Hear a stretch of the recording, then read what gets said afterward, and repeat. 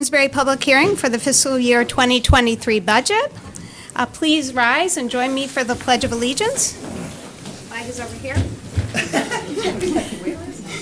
I pledge allegiance to the flag of the United States of America and to the republic for which it stands, one nation, under God, indivisible, with liberty and justice for all. I'm Lisa Hevner. I'm the chair of the Board of Finance, and I wanted to start by thanking SCTV, who is in the back. If you could give a wave to us, all volunteers, so appreciate all the work you do. Town maintenance staff, and also in the back, and the library for preparing the room for tonight. Our clerk, who is ever with us, even if not in the room. And to all those who have sent comments in advance, and to everyone who is in attendance here tonight. With me on the Board of Finance are Mike Doyle, can you give a wave? Bert Helfand, Vice Chair Art House, Derek Peterson, and Linda Schofield. I wanted to recognize and thank the Director of Finance, Amy Merriweather, who we've got right here, who's been instrumental to all three boards and actually every department in town, so thank you for that. And Melissa Appleby. We also have with us our town manager, Maria Capriola, and her staff. If her staff could give a wave and just let us know who you are. Thank you for being here. We have School Superintendent Matt Curtis, who is up front, and his staff. So if you're with the schools, if you could just give a wave and identify yourself. We have First Selectman Wendy Maxtudis and her Board of Selectmen. If you're on the Board of Selectmen, give a wave. Thank you. We have the Chair of the Board of Education, Susan Salina, who I saw, but I don't see. Oh, there you go. Just tucked in the room. And her Board of Education, if there are members here, if you could just give a wave and identify yourself. We also have members of elected and appointed boards here as well. So if you are a member of an elected or appointed board, please give a wave. Jenna, that's you.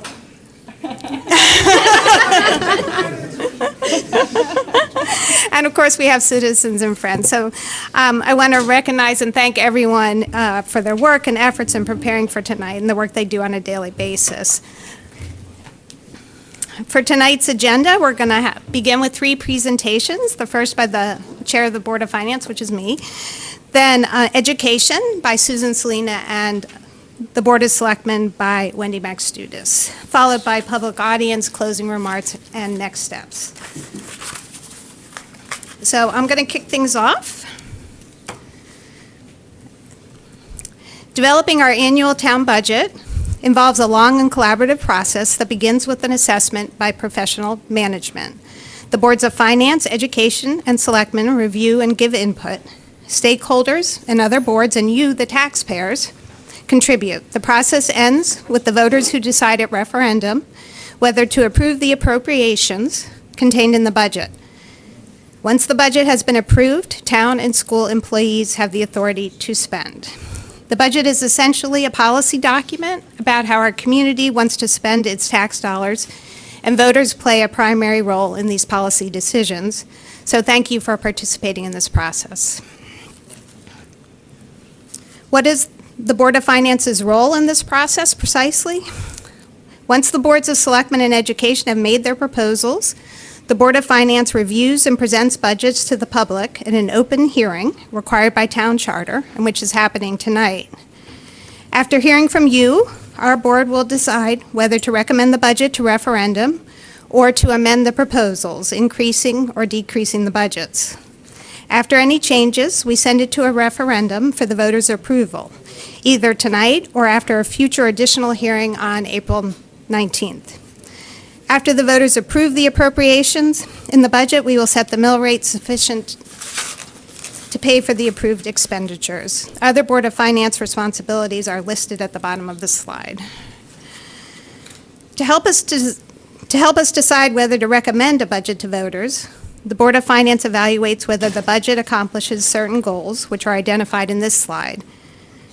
Support essential services, quality of life, and respond to the pandemic. Minimize the mill rate increase and maintain Simsbury's AAA bond rating. Maintain the long-term fiscal health of the town. Make strategic use of reserves and grants.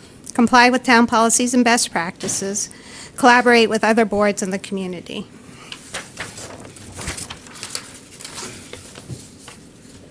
At the end of the day, the budget must balance expenditures and revenues. They must be equal. For expenditures, whoops, yep. I'm not so good on the button things. You see that 67% of your taxes are spent on education, 27% on the town, and 6% on debt service. For revenues, most of the town's revenues come from you in the form of property taxes. That's about 86%. The rest come from grants, fees, and other sources. Because we have limited sources of revenue, Simsbury, like almost every town in the state of Connecticut, has limited tools with which to build its budget. The largest tool is the property tax. In this slide, you can see the majority of taxes come from residential properties, then commercial, followed by motor vehicle and personal property, most of which is mostly business equipment, and then other sources. Our limited sources of revenue need to be applied in several different ways. We work to meet the needs and priorities of the town and our schools, but we have to satisfy our long-term obligations to town employees in the forms of pension and other post-employment benefits, often called OPEB, and to the holders of our capital debt. We want to preserve the town's long-term fiscal health and use conservative assumptions about our future revenues and reserves, but we also want to keep the town affordable to our residents and businesses. Our first select woman and the chair of the Board of Education will be presenting on the needs and priorities, so I'll focus on our financial obligations, fiscal health, and our evaluation of affordability indicators. Our long-term obligations are promises the town has made and which we are legally required to keep. Debt, what we've borrowed and must pay back. Pensions and other post-employment benefits are retirement promises we've made to our employees. Together, these obligations make up about 9.12% of the budget before we even begin to start looking at other areas. Because we know that most of what we spend as a town comes from your pockets, we keep track of developments that affect what our citizens can afford to pay. Some of the indicators we watch are national trends, like the economics of the pandemic and supply chain issues. We also keep an eye on the local rates of inflation and unemployment, the cost of housing, our competitiveness with other towns, and our seniors' ability to keep up with inflation.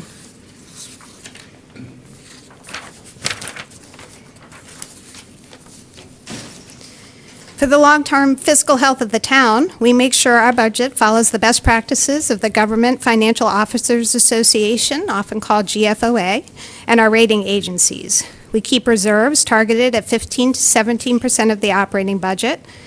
We keep the portion of the budget that goes to debt service, which is like your car payment, targeted at 7% of the operating budget and no more than 8%. We use a conservative tax collection assumption rate of 98.5%. The health plan for our employees is self-insured, and we keep reserves in that plan at 20 to 25% to prevent shortfalls. And the combination of our debt service, pension payments, and other benefits for retired employees is currently at 9.12%, which is a reasonable percentage. So how does all this translate into this year's budget? On this slide, you see the proposed budget from the Board of Selectmen and the Board of Education for fiscal year 2023. The budget proposes total spending of $114,941,272. This represents an increase in expenditures of 8.46% over last year. You'll notice a 22.09% in the Board of Selectmen's proposals. That's because it includes proposals that will be funded this year by federal pandemic dollars under the American Rescue Act, which you may have heard referred to as Arpa. Without those Arpa dollars, the Board of Selectmen proposals would be at 7.05%, and the total budget town increase would be 4.91%. We wanted to highlight that this budget includes a little over $12 million in new major capital projects. We're proposing bonding $6.5 million using 10-year bonds. Other projects are being paid by taxing, which is cash, grants, including the American Rescue Plan Act, and fees. I've listed the projects that will be bonded below because new debt creates a legal obligation on future taxpayers for the term of the bond. And again, these are being bonded for 10 years. The first select woman will be discussing these and other capital in her presentation. I see Dr. Rinaldi here. This is a slide I did for Dr. Rinaldi. Some spending by the town has zero impact on your property taxes, but it's still significant. This slide shows expenditures made with non-property tax dollars from fees or significant grants.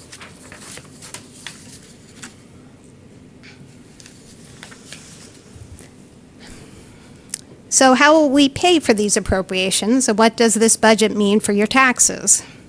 Even with these expenditure increases, property taxes will remain flat, no tax increases. Your car taxes will either remain flat or may actually decrease depending on current state legislation under consideration. One development that may affect your taxes is a proposal by the state legislature to cap the motor vehicle tax at 29 mils. That would prevent taxpayers from getting stung by what we hope is a short-term spike in car values. Under the proposal, the state would partially reimburse towns for lost revenue caused by capping the mill rate. Simsbury will lose about $200,000 in revenue under this proposal, but residents will see an average savings of $115 per vehicle. For a family with 2 vehicles, that could be a savings of a little over $200 a year. So excluding the American Rescue Plan Act, ARPA funded proposals, here you see that education costs are the biggest driver of the increase in expenditures, followed by the town and capital and debt expenditures. Wendy and Susan will walk you through the specifics. Much of that from the increased value in motor vehicles, a trend we're seeing across the state and a result of pandemic supply issues. $2 million in new state motor vehicle reimbursement for the new state cap of 29 mils. A little over $600,000 in new education cost-sharing grant dollars from the state. $3.7 million in American Rescue Plan Act dollars from the federal government in response to the pandemic. This year, you will see expenditure requests totaling about $3.1 million, so a little under half of what we expect to receive. We anticipate the town will receive a total of $7.5 million.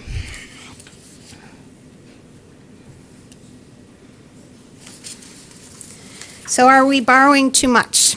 This slide shows that Simsbury's debt is pretty conservative compared with our comparison towns.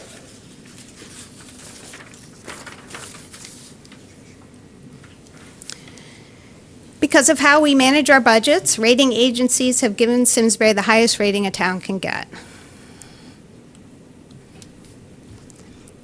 Here, you see how this year's budget looks compared to our neighboring towns. We've increased expenditures at a higher rate, but we're not proposing a tax increase like other towns.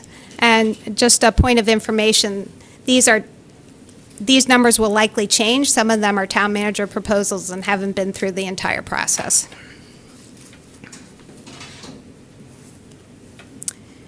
Here you see Simsbury's mill rate in comparison with other towns in our comparison DIRG. On the higher end, but not entirely out of line, we're willing to pay a premium to live here for schools, open space, and all that we love. But we also work to make sure that premium doesn't become a barrier to new residents, seniors living on fixed incomes, and businesses. This is an area we watch very carefully. Looking forward, debt service costs for Latimer Lane project hit the operating budget next year. This is a large increase. You'll see about $1.7 million in increased expenditures. But we've taken some steps in this budget to help smooth that jump, including pre-funding some capital this year, so we don't need to pay for a bond in out years. Tonight, the Board of Finance will also evaluate increasing the assessor budget to capture value from building improvements and to ensure equity in the fair share payment of taxes. We anticipate that adding these additional resources to the assessor's office will bring in about $3 million additional grant list dollars for next year's budget. We're watching population trends carefully. Simsbury is growing, and that will impact future budgets. Population growth will mean increases in school enrollment, which will also affect education costs. Finally, we understand that the property tax can be a cruel and regressive tax. It doesn't care how much income you have, whether you are living on a fixed income or whether you've lost your job.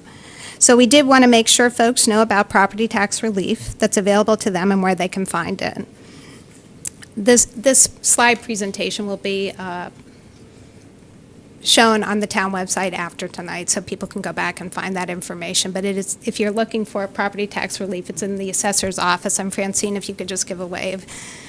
And she can help you, as everyone in her office, so thank you for that. And that's all I have. So I'm ready to move on to Susan, Chair of Board of Education, Susan Salina.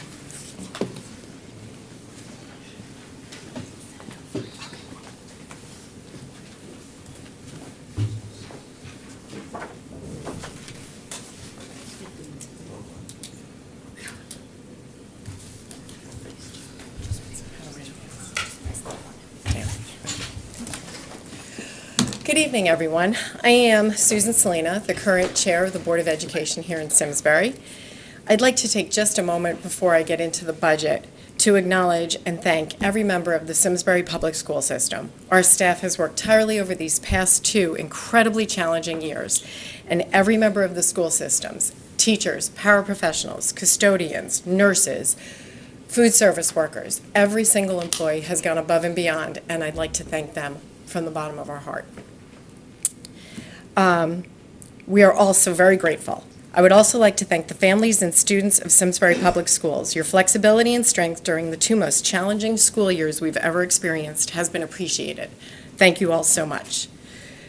With that said, I will present an overview of the Board of Education budget. The Board of Education and School System grounds ourselves in a process of continuous improvement focused on goal setting and action planning. At the heart of that process is our strategic plan. The slide before you represents the 4 key goal areas related to our work: student success, creating compassionate, connected culture in our schools, creating a premier workforce, and ensuring we are planning for sustainable strategic capital investments. These goal areas guide our organization through our budget planning process. Our budget development process spans several months and is initiated in the fall with a 3-board meeting, inclusive of the Board of Finance, the Board of Selectmen, and it is at this meeting that our board shares fixed cost information and presents upcoming priorities. During December, our building principals and program directors present their budget requests and priorities to the team at central office. During January, the Board of Education received 2 important presentations. First, from our Special Services Administration relative to our special education programming and inclusive of several budgetary requests. Second, from Neil Sullivan, Assistant Superintendent of Administration, who provided a detailed presentation on staffing and enrollment, the cornerstone presentation of our budget building. In February, we engaged in a half-day workshop, followed by the superintendent's formal presentation of the finalized budget to board members on the 8th. The priorities that drove our budget development this year were clear. As an organization, we are looking to bolster access to mental health and clinical supports for our students, and in doing so, free up key members of our staff to work more closely with our student population to address both academic and mental health needs. This includes several new positions, and I will share during the presentation, as well as a plan to utilize grant funding to offset the operating burden of these costs. The Board of Education approved budget is $77,030,819. This represents an increase of 3.47% over last year's operating cost and an increase of $2,584,239. The presentation is organized into 4 sections this evening. I will provide some contextual information on a brief overview of the personnel needs, share other cost centers that are impacting our spending, and discuss offsetting our cost increase utilizing federal grant funding.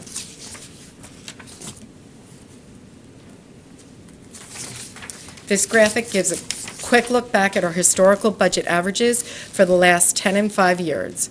Note that both the 10 and 5-year averages are below 2% annually.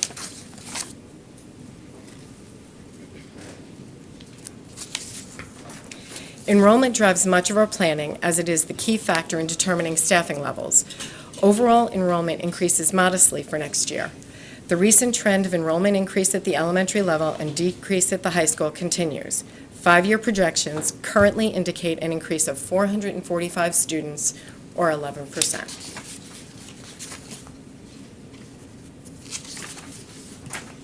Salaries and benefits account for 80% of overall costs, and normally in a given year, insurance is our second largest driver behind salaries.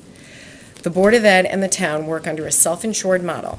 Due to our internal service fund favorability and a healthy state of reserves, we are able to offset an increase in this line and thus not increase costs for the coming year. This has resulted in no increase in this line item. At the elementary level, we have several needs related to new positions.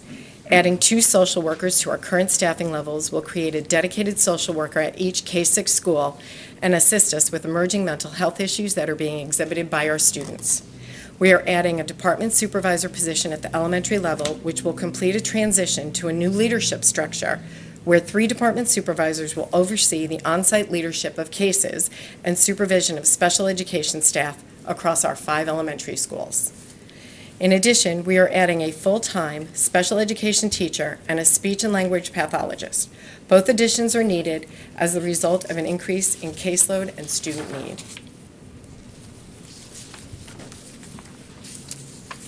Two positions will be added at the secondary level, one to complete the implementation and support around the state-mandated student capstone requirement, and the other to assist in addressing the increase in student testing and student evaluation at Simsbury High School and Henry James Memorial School. This slide, while busy, represents the overall increase in costs of our personnel drivers. As you can see, our single largest increase is the teacher's contract at 2.45%. Overall, when rolling up our contractual obligations and our new staff needs, there is an increase of 4.73% over last year's operating costs. The bottom portion of the slide demonstrates how we reduce that increase through some saving in insurance and the fact that funding for new positions will be allocated using both town and Board of Ed grant funds. In the end, the personnel portion of our budget represents a 2.99% increase.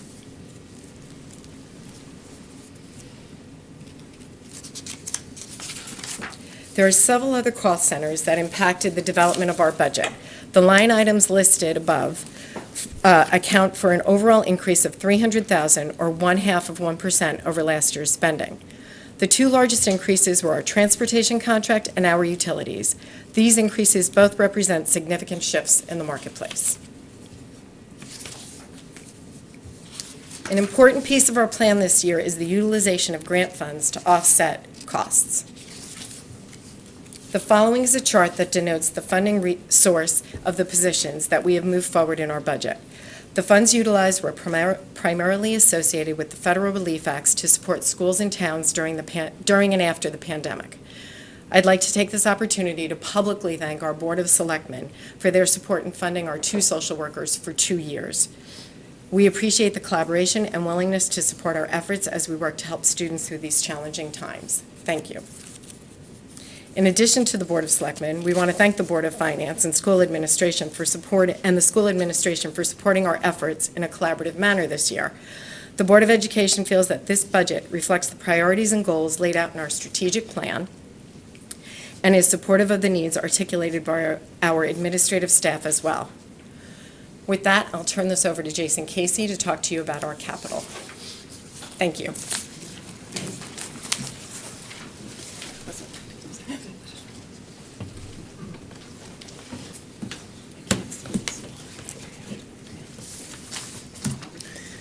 So our capital improvements fall into the following categories. We have some plumbing improvements, electrical, and some roof replacements, followed by some network improvements, modular classroom replacement at Terrafil, and climate control improvements, especially at the high school, where we're doing the 3rd floor air conditioning. Specifically, at Tooten Hills, we're proposing a $480,000 water distribution and drainage project. This is internal pipes and fixtures. At Central Elementary, we're doing the electrical distribution, so $250,000. This is a building built in the 1950s, so we're finishing up some wiring that's pre-existing. And then at both Central and Terrafil, there are portions of the roof that's being replaced, so some smaller roof projects, not complete projects. The modulars at the Terrafil were actually constructed in 1984, so we're looking to replace them with this budget. And then finally, district-wide, we have the AC project at $1.6 million. I'd point out that 1.2 of that is coming out of Arpa funding. And then lastly, district network infrastructure funding. This is a every other year fund that we've been using to make sure our computer systems are up to date. And that concludes the capital. Oh, okay. We'll move on to Wendy, Oh, okay, our first select woman. thank you.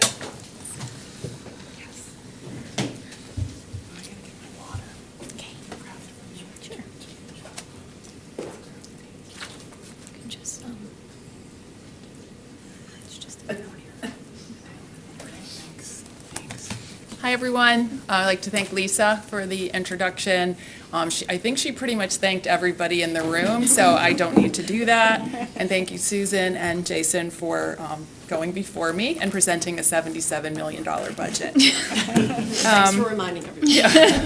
Just point out. I'm Wendy Maxudis. I'm the first selectman in the town of Simsbury, and I'm here to present the 22-23 budget, and I'm going to keep it more as a conversation with everybody that's in the room.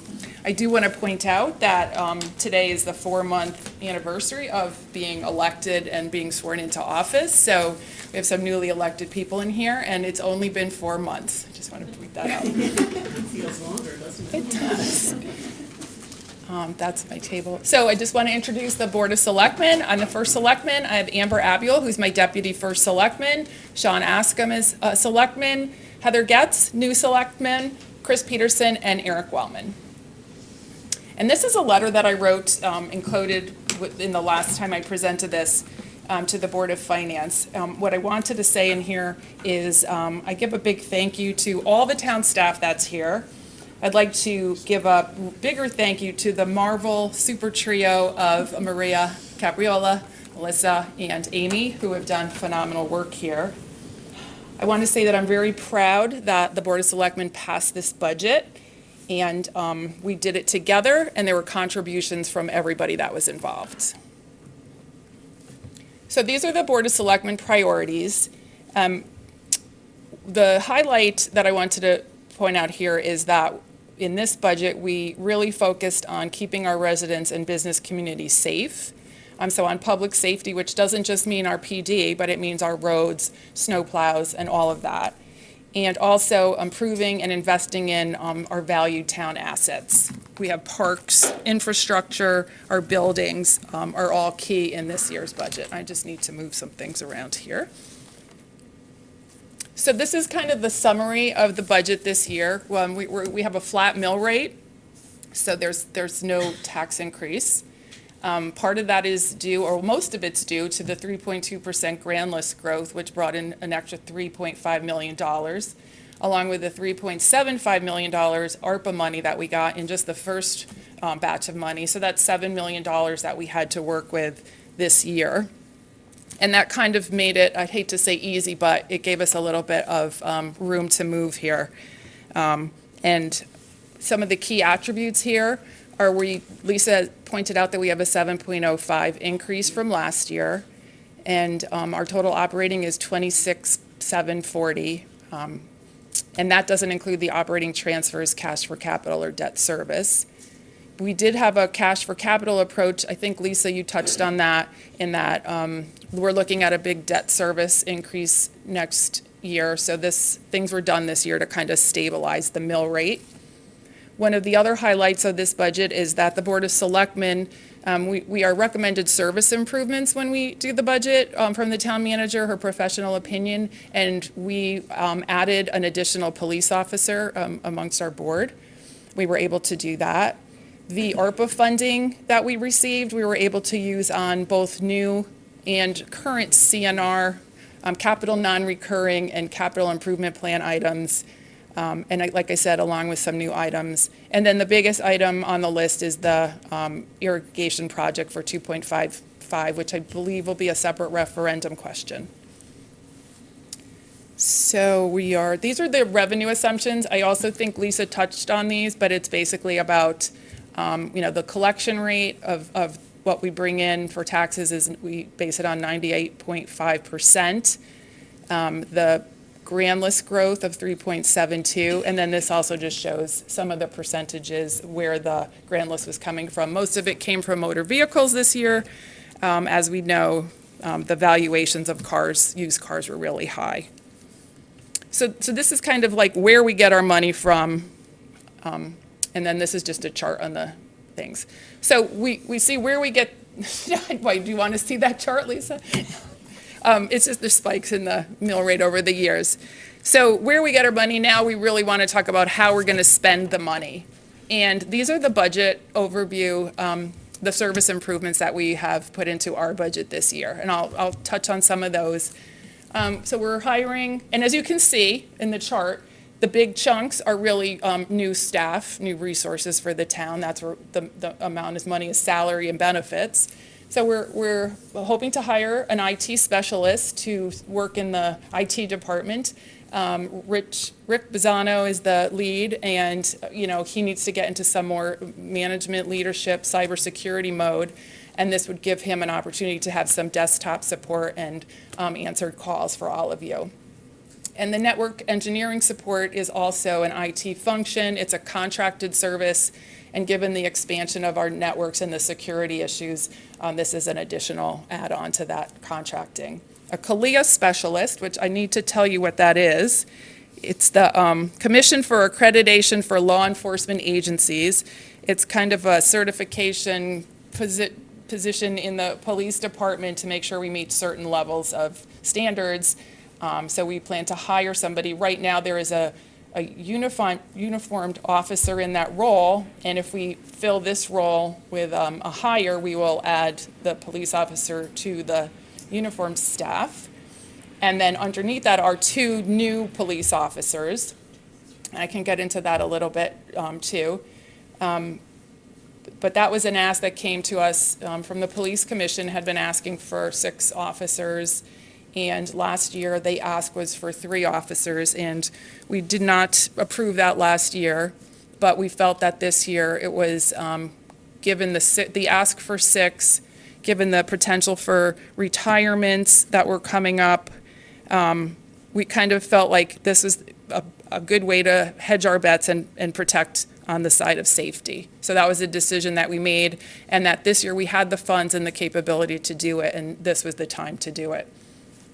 The construction inspection services is kind of a resource for the Public Works Department. That's a kind of a loaner from the, where did I go here? It's kind of on loan from the sewer, right? And it's going to work in Tom Roy's group.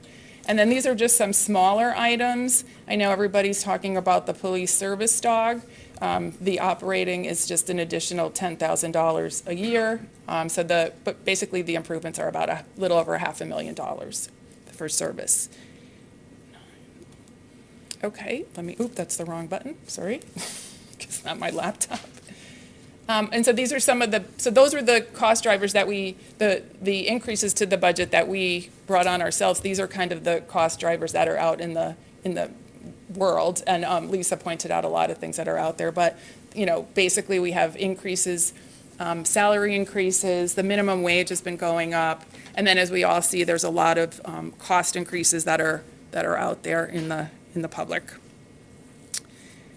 And also our pension rate, we did drop from a 6.625 to a 6.5 rate this year also.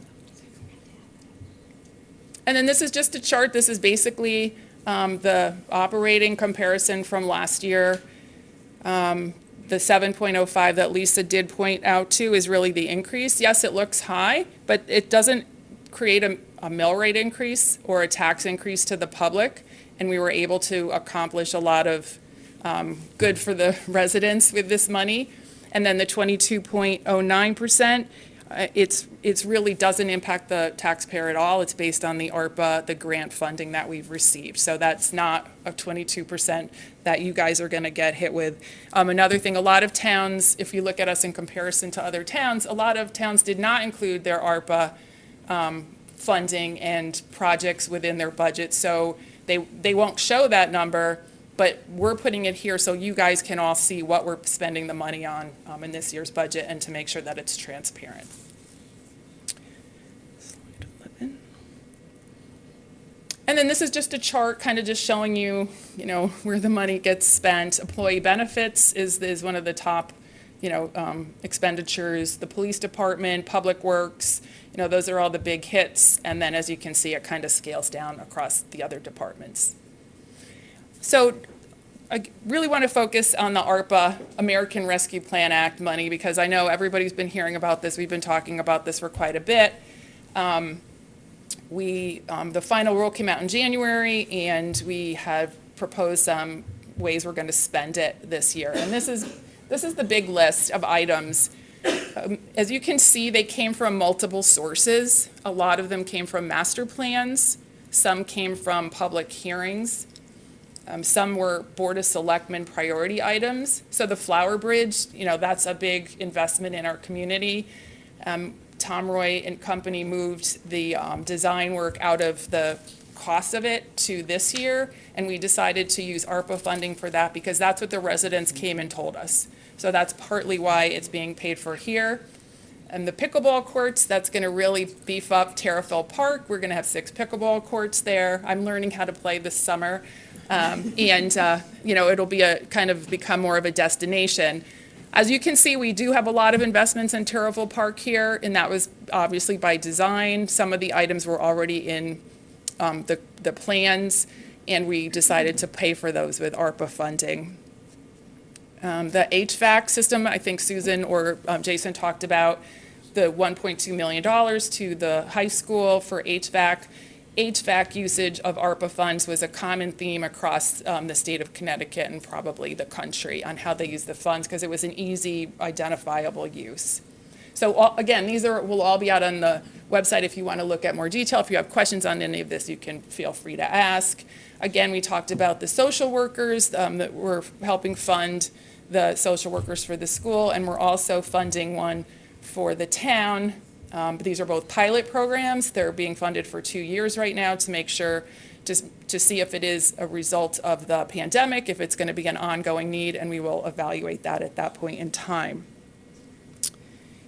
And then there's some proposed in the little red area. Those are kind of proposed projects that we've been talking about. We have not moved forward on. They may be needed this year before the budget, so we're meeting as we have a finance subcommittee with Amber and Heather are on that, and we are pretty much the new ARPA team that's looking at these items. And then we're going to get another tranche of money, another $3.5 million, and the hope is that we can potentially use it again next budget, so we'll be doing the same thing next year, going through some of the capital items that we're going to spend money on. These are the list of capital fund projects that we have that are in our budget for 22-23. I grouped them by Parks and Rec and Public Works. I don't know if I need to go through each of those. The ARPA ones I've already gone through. The golf course irrigation is the biggest one, which you will see on referendum. The trail from Route 10 to Curtis, that is a potential grant funding to complete that trail that's been talked about and been on the books for quite a while. The multi-use from Curtis to Terrafil is a new ad, which I should have mentioned in the ARPA section, and that's to, again, bring this holistically together to meet up with the East Coast Greenway, get Terrafil Park, revitalized and bring that in there. The Flower Bridge and the primary clarifier for the WPCA. That's a really exciting one. It's an important one. It is it? Okay. Do you want to talk? No. Then these are all the public works list of items. You know, I think the first one is it a snowplow, the truck replacement? I'm not sure. Again, this is investments in safety. As you can see, you know, all the work on our roads and buildings are listed here. And then the Parks and Rec CNR items, again, you know, there's some work on the clubhouse. They're going to dredge Town Forest Pond. We use Arpa money for that because that's an investment, because Town Forest Pond used to be a fun place to take your kids, and maybe it will be again once the water gets dredged. The Terrafil softball and WeTog backstops. WeTog was on the books. We decided to move Terrafil up so that we could do them both together, especially as we're doing Terrafil Park. And then these are the police items, that, you know, 3 replacement cars, which I believe we do every year, and the CNR project for the library, which is just terminal replacements. These are just some government-funded CNR items. We're doing the reval this year, so we have a contractor and a company that's helping do the reval, so that's what that money's for. You know, it costs a lot of money these days to upgrade to Microsoft Office, whatever we were on, 11, I'm not sure where we are right there. And then the sewer use fund items, which are from the sewer use fund. And this is a slide that I believe Lisa had. And then next steps, we have today is the 5th. Today is, oh, I said it was the 6th, didn't I? So that was my bad. I keep thinking it's the 6th. It's a thing that's been going on here. If we need a continuation, it will be April 19th, and then we'll be going to budget referendum. And the only other thing I want to point out is that we are getting another batch of money, which I said before, for the American Rescue Plan, and that will be another $3.5 million that we'll have to invest in Simsbury. And I think I'm done, so thank you. Thank you, everyone. And we will now move on to the public hearing part of the meeting. We did receive public comments by email, and we want to thank those who wrote to us. I did want to confirm that the board members have had a chance to read those. We did not receive a lot, but we do read them, and we do appreciate the outreach. We're going to have people come up to the podium, and if you could just get in line there, maybe no more than 3 at a time. I'm going to let Ms. Glassman go first because there's a reason. And request that comments be limited to 3 minutes at a time. After everyone has spoken, additional comments will be welcome. So if you don't get everything you need in the first 3 minutes, you can then come back. Thank you, Chair Hebner, and thanks to the Board of Finance for all your hard work and giving us the opportunity tonight to address you. We're here tonight with Paul Hinault, former Chair of the Board of Finance and a board member of SCTV, and Patrick Fallon. I'm introducing him as our new station manager for Simsbury Community Television. I'm mentioning Simsbury Community Television, but actually we just changed the name to Simsbury Community Media, so we're proud of that change. We wanted to first thank the town for providing the space at Eno Hall. We're very grateful that we can provide service to the town, including televising tonight's meetings for our public. But we're here to tell you that time is of the essence to make some improvements. Currently, the studio needs new flooring, new painting. There's some asbestos in the tile. And we're grateful that the town put the improvements on the capital plan for 2023. But time is of the essence to move that up to this fiscal year. We've received a very generous donation from ESPN of a studio set, and we received a generous donation from the American Legion. And those funds have to be used the improvements have to be done before the money can be spent. So Paul will just fill you in on a couple other requests, but we'd like you to consider moving it up. Thanks, Mary. Hi, everybody. Again, Paul Hinault, 12 Wingate. I'm not sure whether we're supposed to say that or not, but 12 Wingate here in Simsbury. And I'm not used to being on this side of the podium, but I appreciate your time. As Mary said, SCTV, now known as Simsbury Community Media, is very important to the community. And I'm just going to point out a couple of things to you. You know, we have partnered with the town over many, many years, well over 25 years. During the pandemic, the only way many residents were able to know what was going on was because of Simsbury Community Media. We have 3 TV stations, we have YouTube, we've got Facebook. Those are ways that people are seeing what's going on in the community. Just last month, Patrick may talk about this, last month we had 11,138 views on YouTube. Now think about that, okay? That's how important it is to the community to know what's going on. The Board of Selectmen meeting is one of the top things that people watch, all right? So we're excited about the ability to continue to move forward. We're going to, just for the high school, we've got a new internship program going on, all right? We also have a new station manager, Patrick, all right? We have new volunteers. We have new programming. But we cannot continue to do this operating in a studio that was designed in the 1980s, all right? Now, I look here at all the projects that are up there, and they're all very important projects. We're only asking for $40,000 that be moved up from the budget year 22-23, bringing it forward. I'm sorry, for 24, all right? And we want you to just consider it. We think it's very important, not only to the studio, but also to the community at large, because this is the way that people see what's going on in the community. As you know, there's a lot of people in the audience tonight, but over half of them are town staff. There's nothing wrong with that, but you'd be surprised how many people are actually watching what's going on, and I'm sure you'll hear that, hey, we saw you on TV, or we saw you on YouTube.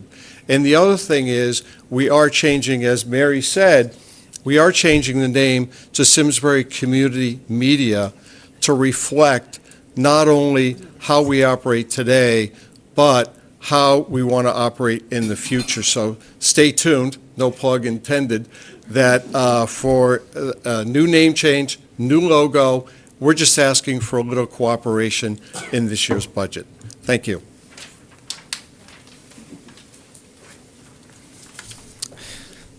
Hello. Now this is strange for me because you're usually over here. I'm usually all the way back there. So my name is Patrick Fallon. I'm the station manager of Simsbury Community Media. I am the successor of Karen Hanville, and as you can imagine, she's left very big shoes to fill. Karen was a very important person in this community. For most of you, this is my first hello and formal introduction. I look forward to serving the residents of Simsbury and, to the best of my ability, fulfill SCM's mission of promoting community participation in the production of non-commercial programming for its public education government channels and to encourage the free expression of diverse ideas and opinions on public access cable television. And I guess we can probably modify that to include the internet as well. This brings me to why I'm here today. SCM has capital improvements scheduled on the Simsbury's town budget for the years of 2023 and 2024, and we would like to see this move to this fiscal year.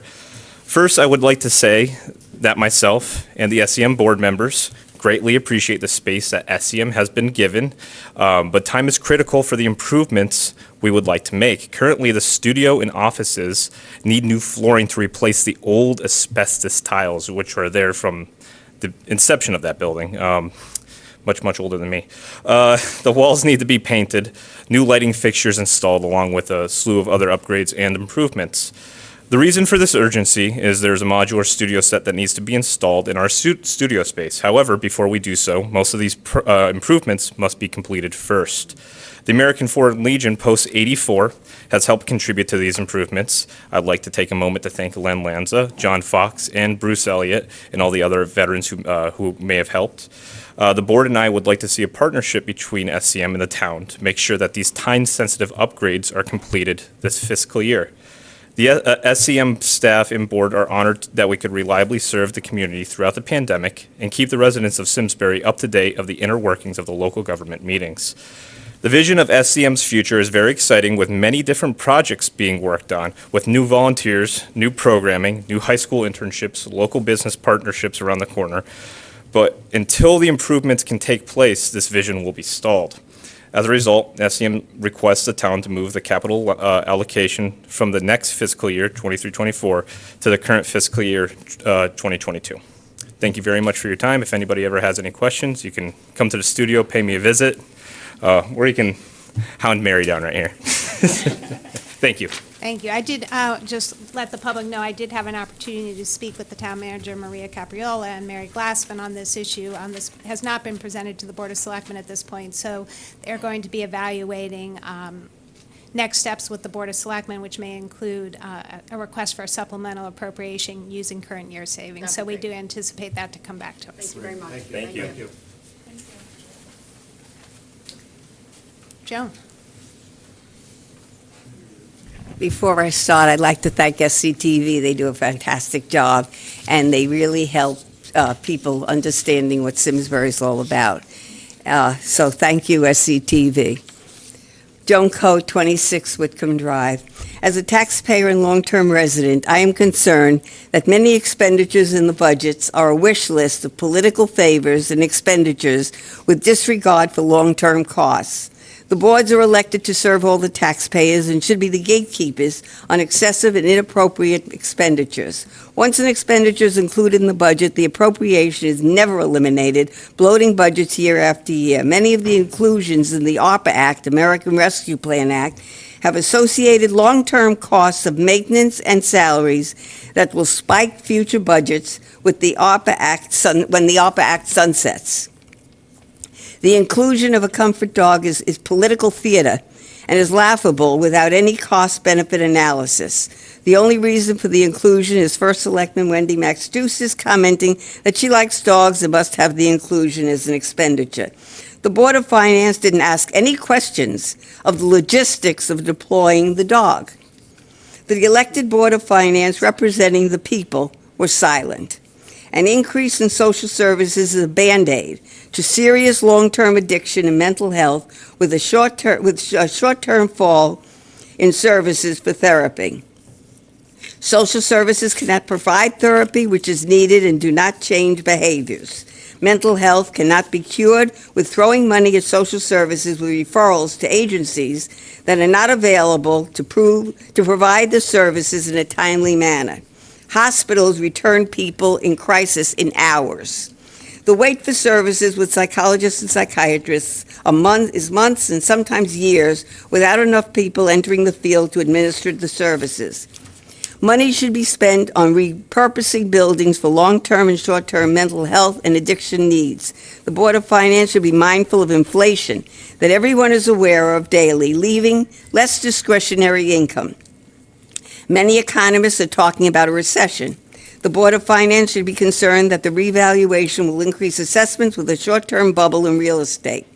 The increased value of homes will not be realized by most taxpayers, but the assessments will skyrocket and increase taxes. Wages have not increased to the 7% inflation rate, and a 30-year mortgage is now 4.5%. An increase in mortgage rate will lower property values. The time is now for the Board of Finance to act as the adult in the room by reducing expenditures and demand a cost-benefit analysis with all long-term costs on all inclusions. The actions of the Board of Finance will have many unintended consequences. High taxes affect businesses, property values, and rents. The taxpayers are being subjected to an increase in costs for all necessities. The free money of the Arpa Act should not be a license to spend indiscriminately. A projection of increases in future budgets is unacceptable. It is your responsibility to balance the need over greed. Kicking the can down the road is not an acceptable choice, and the budgets in the Arpa Act expenditures as presented should be voted down by the taxpayers, and all my comments will be posted on Simsbury Patch, Twitter at Joan Coe, and Facebook. Thank you for listening. Thank you, Joan. John?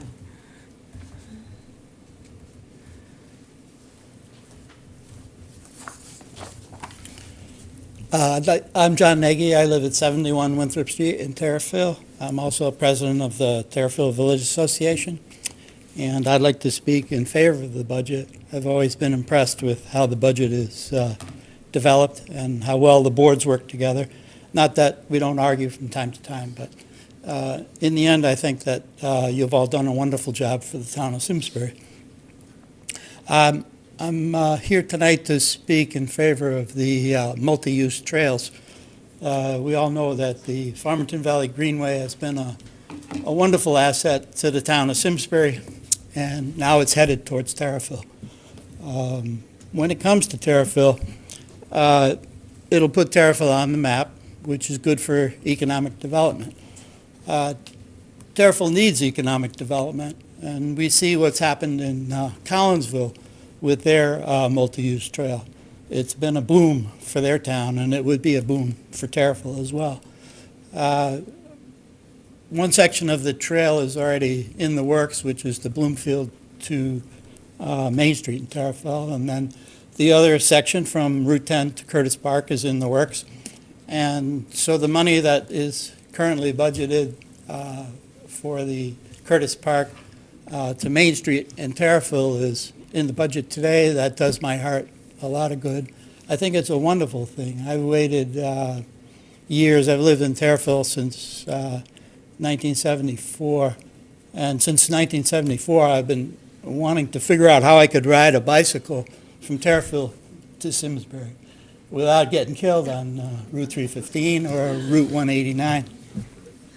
So I think it would be wonderful for all the families that use the trails to come over to Terrafil to have lunch or have a picnic. I think it would be wonderful for the children of the town to be able to get back and forth to Simsbury High School on a bicycle if they would like to. And in a general way, to connect Terrafil to Simsbury without getting in your car. So I think it's a wonderful thing for health, recreation, and not only for Terrafil, but for Simsbury. It will put us on the East Coast Greenway, which is the Maine to Florida multi-use trail. Other towns would like to be on the East Coast Greenway. As Simsbury moves forward with this project, we will secure our place on the East Coast Greenway. And I think that that's an asset that comes once in a lifetime. So I was so pleased to see the money allocated, or at least budgeted, and I can't wait. Thank you very much. Thank you. Oh, I should mention that it's lovely to see Terrafil get new sidewalks this year, to have our sewers reconditioned, to have Terrafil Park budgeted for a new pavilion, for new courts, for a new roof for Terrafil School, for new portables. So Terrafil's on the map, and we are pleased. Thank you. Thank you.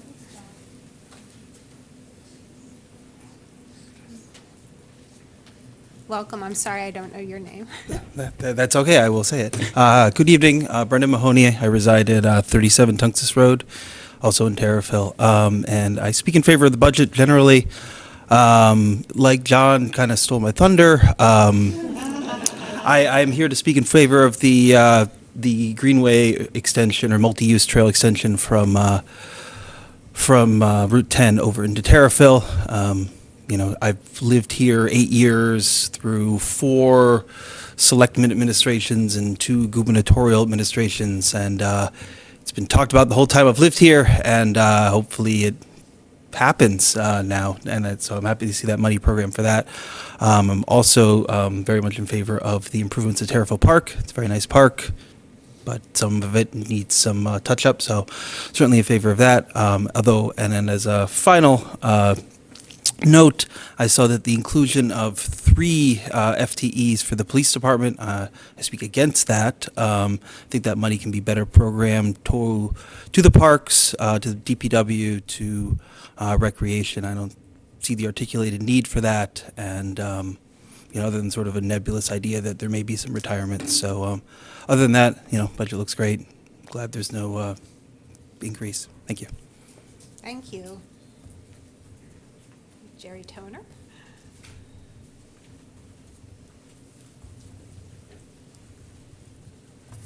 Good evening, Jerry Toner, 26 Ridge Road in Simsbury. I want to first thank both boards and all the staff that have put a tremendous amount of work into this budget, and appreciate the opportunity to speak tonight. I secondly want to acknowledge the great work of Tom Taberski and his staff through the recent pandemic. while other municipalities and park and rec departments were closing facilities and canceling programs, Tom and his staff did just the opposite through a tremendous amount of hard work, diligence, creativity. They kept the facilities open and programs running at a time when I think the public needed them more than ever. So kudos to Tom and many other staff people in town as well. I'm here to support the 2022-23 budget. And I would ask, as detailed in the 2020 master plan that was completed by the town, that additional funding and staff positions for the park maintenance area be looked at in the future. I strongly encourage voters to come out and support the replacement of the golf course irrigation system. The irrigation system is the lifeline of any golf course. The 2018 study done by the White Engineering Group, which was retained by the town, analyzed the existing system, which is 27 years old, and made recommendations and details for its replacement. If anyone would like to read that study, and I would certainly encourage you to, Tom Taberski has that in the Park and Rec Department office. Currently, the annual repair cost, just parts alone, exceeds $5,000 per year and is increasing every year. That does not take into consideration the man hours that need to go into those repairs and are diverted from other areas of their routine work. Each part of the system has exceeded its life expectancy. Improved playing conditions require improved uniformity and efficiency of water application. It's important to note that the technology in the proposed system will result in improved water conservation, which has always been a focus of Brian and his predecessor, Mike Wallace, but the technology in this system will make it that much better. The study concluded, and I'm going to quote, "The existing system cannot be modified without great expense to accomplish what is required of the irrigation system. The new irrigation system will have a life expectancy of 50 years. That's as opposed to the 25 years of the current system, which was installed in 1995. The project has been in the capital improvement program for over 5 years at least, and in my understanding, it fits within the current debt policy of the Board of Finance. As the town celebrates the first 50 years of the Simsbury Farms Recreation Complex, there is no project that is more important for the next 50 years than this one.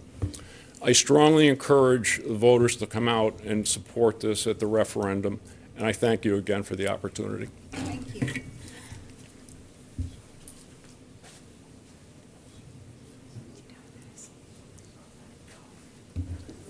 Hello, my name is Robert Dest. My wife Rebecca and I reside at 14 Teenager Circle. We've been residents here since, I believe, 97. I like to call myself a long-term resident here because I was hired for Connecticut Light and Power in Simsbury since 1979. Unfortunately, moved our office to Hartford, although I still come out here to work. So I know this area very intimate with the Farmington Valley and Simsbury. I want to make some comments on the Greenway, the bikeway, because I reside in Terrafil on Teenager Circle. We abut the Farmington River. And when my wife and I were looking for a condo when we got married, we weren't against houses. We had checked out Granby and other places, but nothing to our heart. We got to that condo, and with that river there and the quiet woods, we just fell in love with that place. And I love this little town. I don't want to move from this little town. I want to die in this little town. The problem I have with the Greenway is not that I have an issue with it.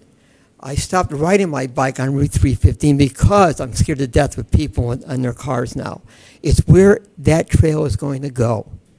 I would not like to see that run through the back of our yard, and I'm sure the other units in Terrafil would not like that either. There has to be some thought process to us living there paying taxes here. There's other ways they can run that trail. It might cost a little bit more money, but I'm sure with the state's help they can afford it. They could have a bridge across the Farmington River to Curtis Park, run on the other side of the river where there's no homes, and put another bridge back across it when it gets to the park in Terrafil. And that would solve the issues. We'd have a bike trail going into Terrafil that we can all enjoy. It would not disrupt the privacy in the wooded area that people reside in Governor's Bridge. I wish you'd take that into consideration. Thank you. Thank you. Maria, just a point of information, the route has not yet been determined, is that correct? Correct. We would have to do design work, surveying work, look at a number of options, but an official route has not yet been determined. Okay, thank you. Hi, Dave.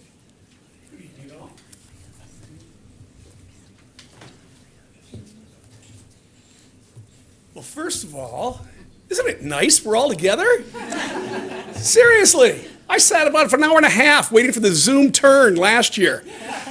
So first, my name is David Bush. I have a bunch of hats. I am chairman of Park and Rec.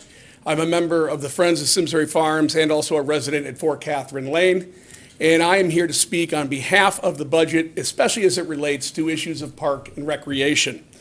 I hate to use old material, but you can't help it. We're in the week of the Masters, the world's most famous golf course, Augusta. Well, Augusta's not as green as it would ever be if it didn't have proper maintenance, proper irrigation, proper revenue sharing ideas, and proper expenditures to take care of it. But before I get to that, I want to ask that the board's support.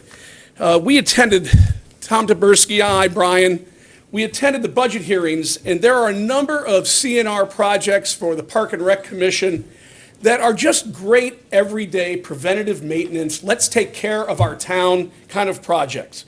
Roof replacements, playground replacements, replacements of Little League irrigation fields. So anything that I may come up here and say about a golf course, we are looking at everything that we do at Park and Rec and ask for your support. Now, I will say, though, I want to thank the Board of Selectmen, the Board of Finance, our town manager. Over these very difficult times, we have had great support in keeping the parks open, keeping the recreation going, just as much as Jerry said. I can't believe I have to follow Jerry Toner up here. That it is only because of your support that the town residents benefited so much from the ongoing programs. All right, so what do? We start with, hello, friends, as Jim Nance would say. It takes money to make money. This irrigation project in 2018 was identified as already out of date. If you want a town facility, get a load of this, town facility that makes money for you to continue making money for you, 1.25 million revenue last year, 2020, 1.32 million, 19, 817,000. You are not going to see those numbers if this system goes down. I don't like being the doom and gloom guy. I'm the realistic guy. Your system is old. You have a great facility. Get a load of this. Tom published today. On December 2nd, 1968, this town voted $800,000 in 1968 to acquire Orco Farms. Vision. That is no different than the practicality of the vision I'm asking for today. You must fund the replacement of this irrigation system. If you don't, that vision will have been wasted by the forefathers who in 1968, there was only one dissenting vote in the entire vote for the town for that project. Thanks, Tom. That was a great little fun fact there. Then to just very quickly finish up is that our current system is old, needs to be replaced, and to replace it is not going to change anything as far as a tax increase. This has been on the CNR, in the budget for years. It needs to be done. And part of that is that we are in the midst of a 50-year celebration. How do we appropriately look at and say thank you to our forefathers? We spend the money now that needs to be spent because equipment doesn't last forever. We know that about our schools, Latimer Lane, Terrafil. We know that about our infrastructure. Please support this. And when I say that, I ask anyone who might be listening, you need to vote for this. This isn't just tonight. We need people to come out to the budget hearing or the budget, what date? Referendum. Referendum? We have not set it yet. Okay. listen to Lisa, pay attention, listen to that Simsbury Community Media station, but we need you to vote for this because it only makes sense as we move forward. Thank you very much for your time, but thank you all very much for your service. Thank you, Dave.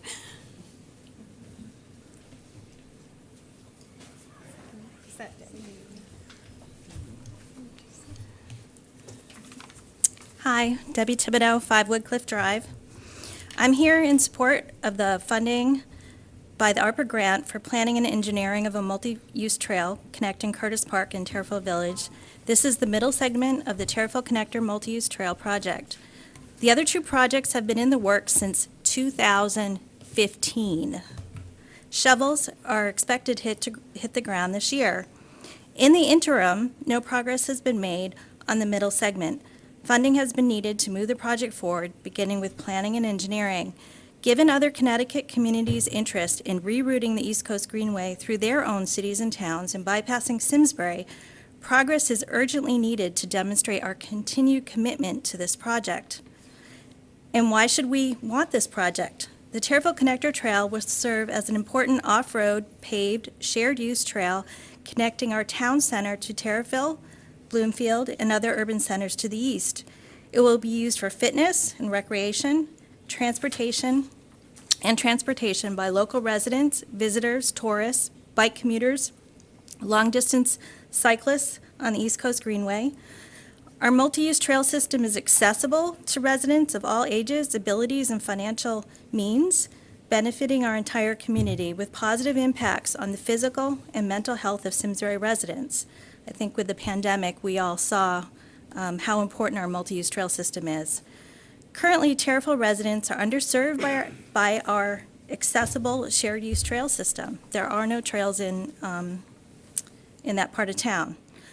And just for reference in terms of how popular our trails are, we have a trail counter on the just north of Iron Horse Boulevard, and our trail counter recorded 62,000 trail uses in 2021, and for 2020, which was the pandemic year, the full pandemic year, was 90,000.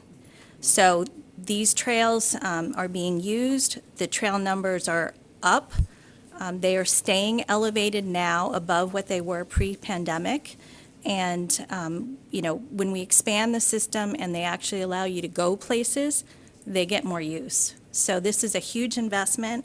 I think it's going to be a huge win for Simsbury and especially for Terrafil. And so, please support this project and move it forward. Thank you. Thank you. Mike?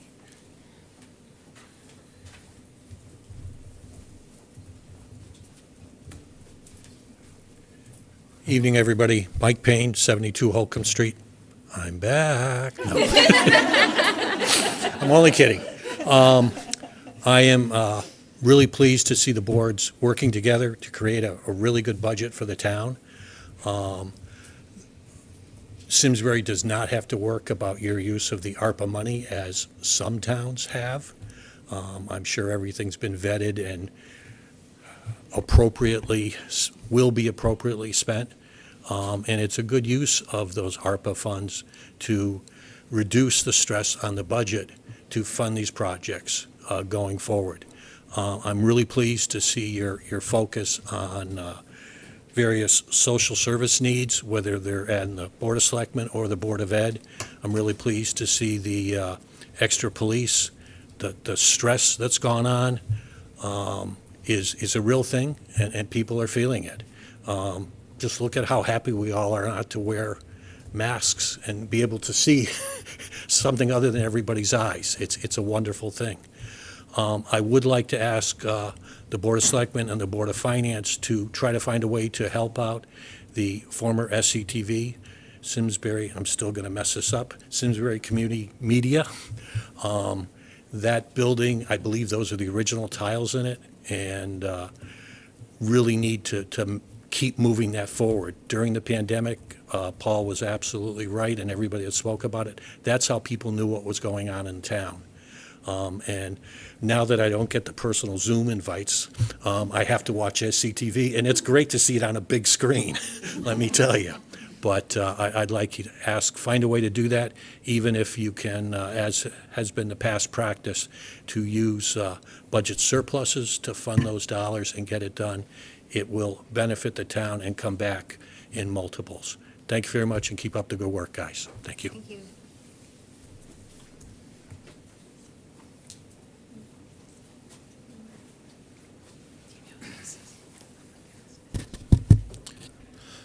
Hello, my name is Wayne Costi. I'm 6 Whitewater Turn in Terrafil. I'm a resident of Governor's Bridge, and I have the distinct pleasure of being able to sit on my back porch and watch the river, watch the kayakers, canoers go down in the summertime. And I also am very pleased when I get to see people walking along the river on the town's open space that parallels this side, the Governor's Bridge side of the Farmington River. I want to speak in favor of the connecting path between Terrafil and the Curtis Park.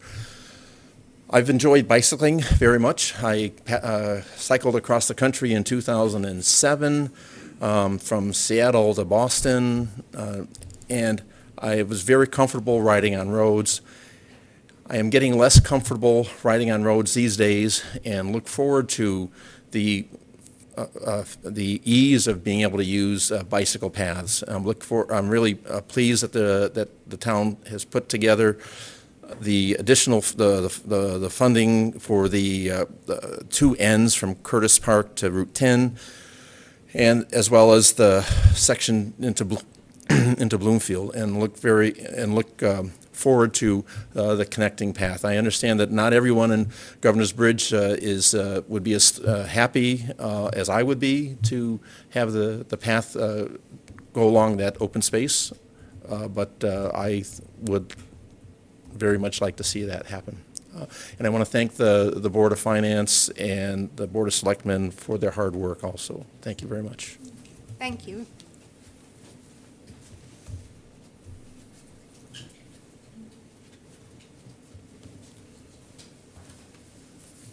Good evening. I'm Mary Beth Tolan. I'm a 52-year resident of the town of Simsbury, 25-year resident of the town of Terrafil, and of Governor's Bridge condominiums. I guess I feel we need to take a step back on the Greenway development. Phase 2, I know, has been designed and is on its way. Phase 1, as I understand and as I've seen, is completed on the Bloomfield side. However, I think there's some considerations that need to come forward for you to consider. Having ventured down the Farmington River many times in the 25 years I've lived in Governor's Bridge, the river changes significantly once you cross over the 315 bridge and head towards Curtis Park. There's egrets, there's herons, and a multitude of many birds. And most importantly, to me, are endangered species, which have been identified in Terrafil Park. If you haven't heard about the green leopard frog, I encourage you to Google it after tonight's meeting. The library that we are here in tonight had an informational session just a few weeks ago where the environmental study conducted at Terrafil Park was presented. And the documentation clearly shows now, and in the past this was something that had been questioned, that there are endangered species in Terrafil Park, and we need to protect that as residents of Simsbury and of Terrafil. It's my understanding also that the Farmington Rivershed Watershed Association has also found and documented Indian bones up to 12,000 years old up in the Terrafil section of Simsbury. As you may recall, Avon gave up 12,500-year-old Paleo-Indian site in favor of a bridge to connect two roads. They saved a few artifacts from that endeavor, but they took away the history. Let me next speak about the Terrafil Water Company, which we are very proud as members of Terrafil. Securing water and the quality and safety of our water should be a priority for every town and every town across our nation and across our world. We may need expansion or improvements of this system, and having the trail go directly over the Terrafil Water Company water house seems to be something to me that needs to be reconsidered. Governor's Bridge. As a member of the Governor's Bridge community for 25 years and of its association, I must say that I am not in favor of the bike path coming through our area. There's been several different maps proposed, and I'm not exactly sure which map we're working from now.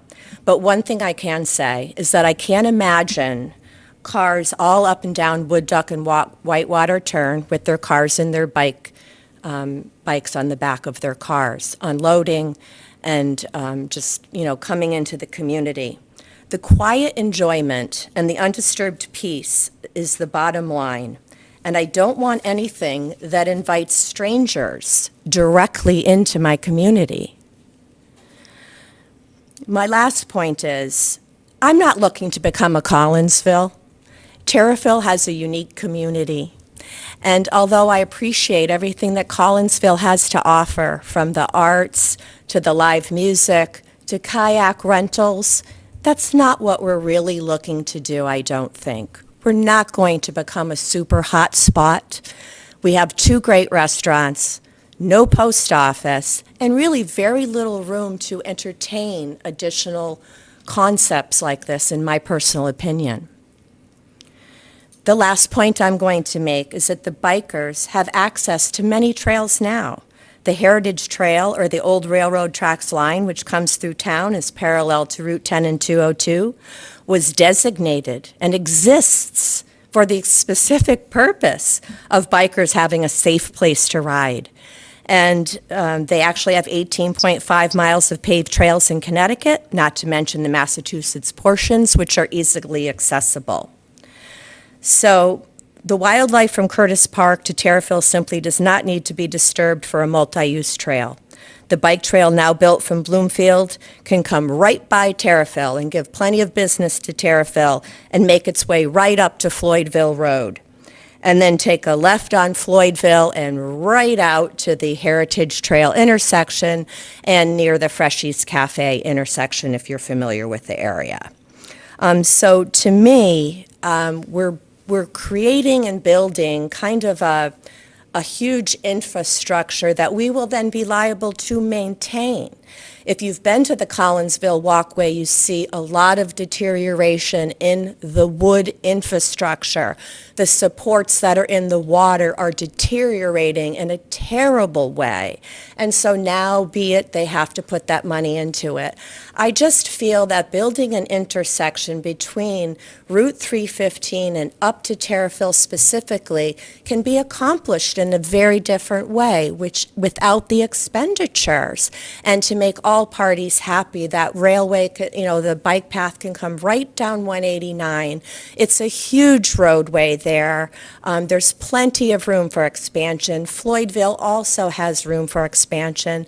Or if you didn't want to consider that, you could also make a left on Wolcott and connect down to the Heritage Trail there. I thank you for your effort and all of your work on the finance and putting the budgets together. I know how much that work takes, and I would appreciate and thank you for your consideration of my comments. Thank you very much. Thank you. Is there anyone else who would like to speak? Yeah, please.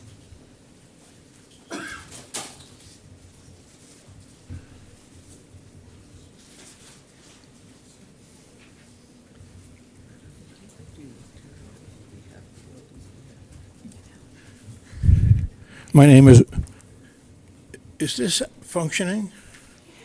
It captures your voice for the SCTV. Okay, very good. All right. My name is Walter Bansaff. I've lived in town since 1978. I live at 26 West Point Terrace in Terrafil. I'll try to do this as coherently as I can, but I've heard several things tonight that are quite contrary to reality. Number one, the Terrafil Fire District, which was created in 1919, owns the property on which the Terrafil well houses exist. It is not public property, it's not available, it's not owned by the town. It's private property. I would be, by the way, I'm on the Terrafil Water Commission. I speak only for myself. I do not speak for the Water Commission at all.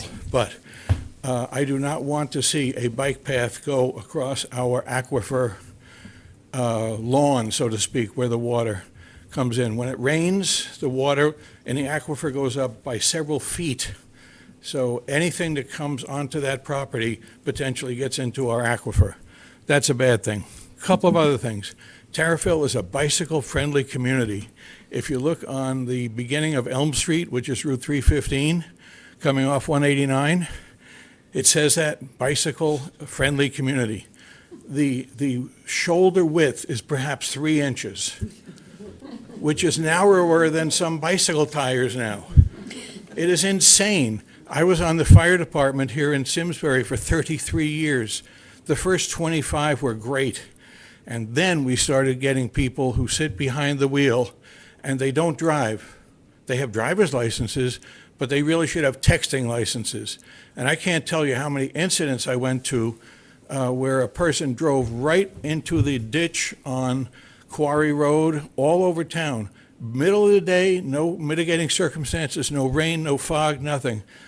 These people are a hazard to themselves and everyone else. Now, if it's car versus car, okay, you take your car in, you get your body work done. If it's car versus bike, maybe you live through it, often you don't. So the thought of sending people up Route 189 from Bloomfield all the way to Floydville Road, no, I'm sorry, that is just not safe or reasonable. It's a much longer route also. My kids, my little boy now is 42, and I guess he's in Okinawa right now with his wife. He couldn't ride his bike. My daughter, who's 46, she couldn't ride her bike from Terrafil. There was no safe way. Personally, I used to go down 315 with my heart in my throat, and it was just crazy. So any thought of sending an alternate path is not a good idea. I think I've covered everything except, well, I want to thank you for your time, and thank you all public servants who volunteers are paid. You do a great job, and I'm proud to live in town. Thank you. Is there anyone else who would like to speak at public audience? I'll ask one more time. Is there anyone else who would like to speak at public audience? I think different views on the bike path. Could you just? Yeah. And I came up thinking that there can be a compromise. I understand the need for people to bike, including myself. But I agree with the woman back there about, and this gentleman about the water. Our water in Terrafil is tremendous. I mean, it's no chlorine, no fluorine. It's pumped up by a well and it's gravity fed down. I mean, I always brag about our water. I can't even drink the water in the center of Simsbury. I can taste the chlorine after drinking that. So I think there really needs to be consideration on the environmental impact to run a trail down through that floodplain. The woman here suggested 189. There is plenty of room. And if you run it down Floydville Road, there's plenty of room to put a bike path there, and you can still bring that up into Terrafil, but from a different direction. And that would be a good compromise where people can ride their bike, although maybe a little bit roundabout, and still get to Terrafil from that area. And also, I agree with this woman about the Collinsville thing. I love Little Terrafil the way it is. I'm not trying to make this big tourist destination. You know, if you ever hike the Metacomet Trail on the other side of the river where it's owned by the quarry company, if you stand on top of that cliff and overlook Terrafil, if someone were to blindfold you and drop you in a helicopter, you're thinking you're rural town, Vermont. That town is so unique for Connecticut. It's unbelievable. And to make that change, anything more, I would not want to see that. That's why I moved there. Nothing always has to be big and gigantic. That's what makes this town. Simsbury, in 79, I've seen the growth here. Avon, when I started working for Sealand People, it was a one-lane road. Now look at it. Seems it's going to become the same thing.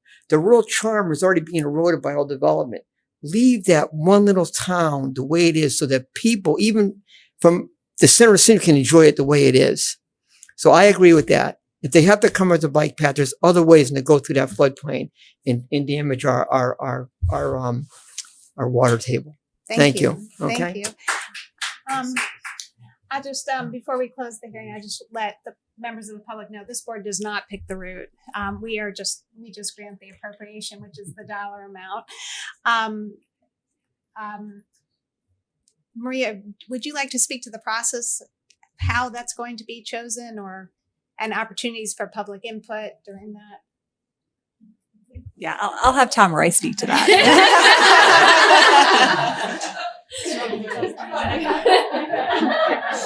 Before we do that, Tom, before you do that, I'm just gonna go ahead. If seeing no one else wanting to speak, I'll go ahead and take a motion to close the public hearing. Do Do you want to do that already, or did you want to? Oh, wait, we wanted to extend it to.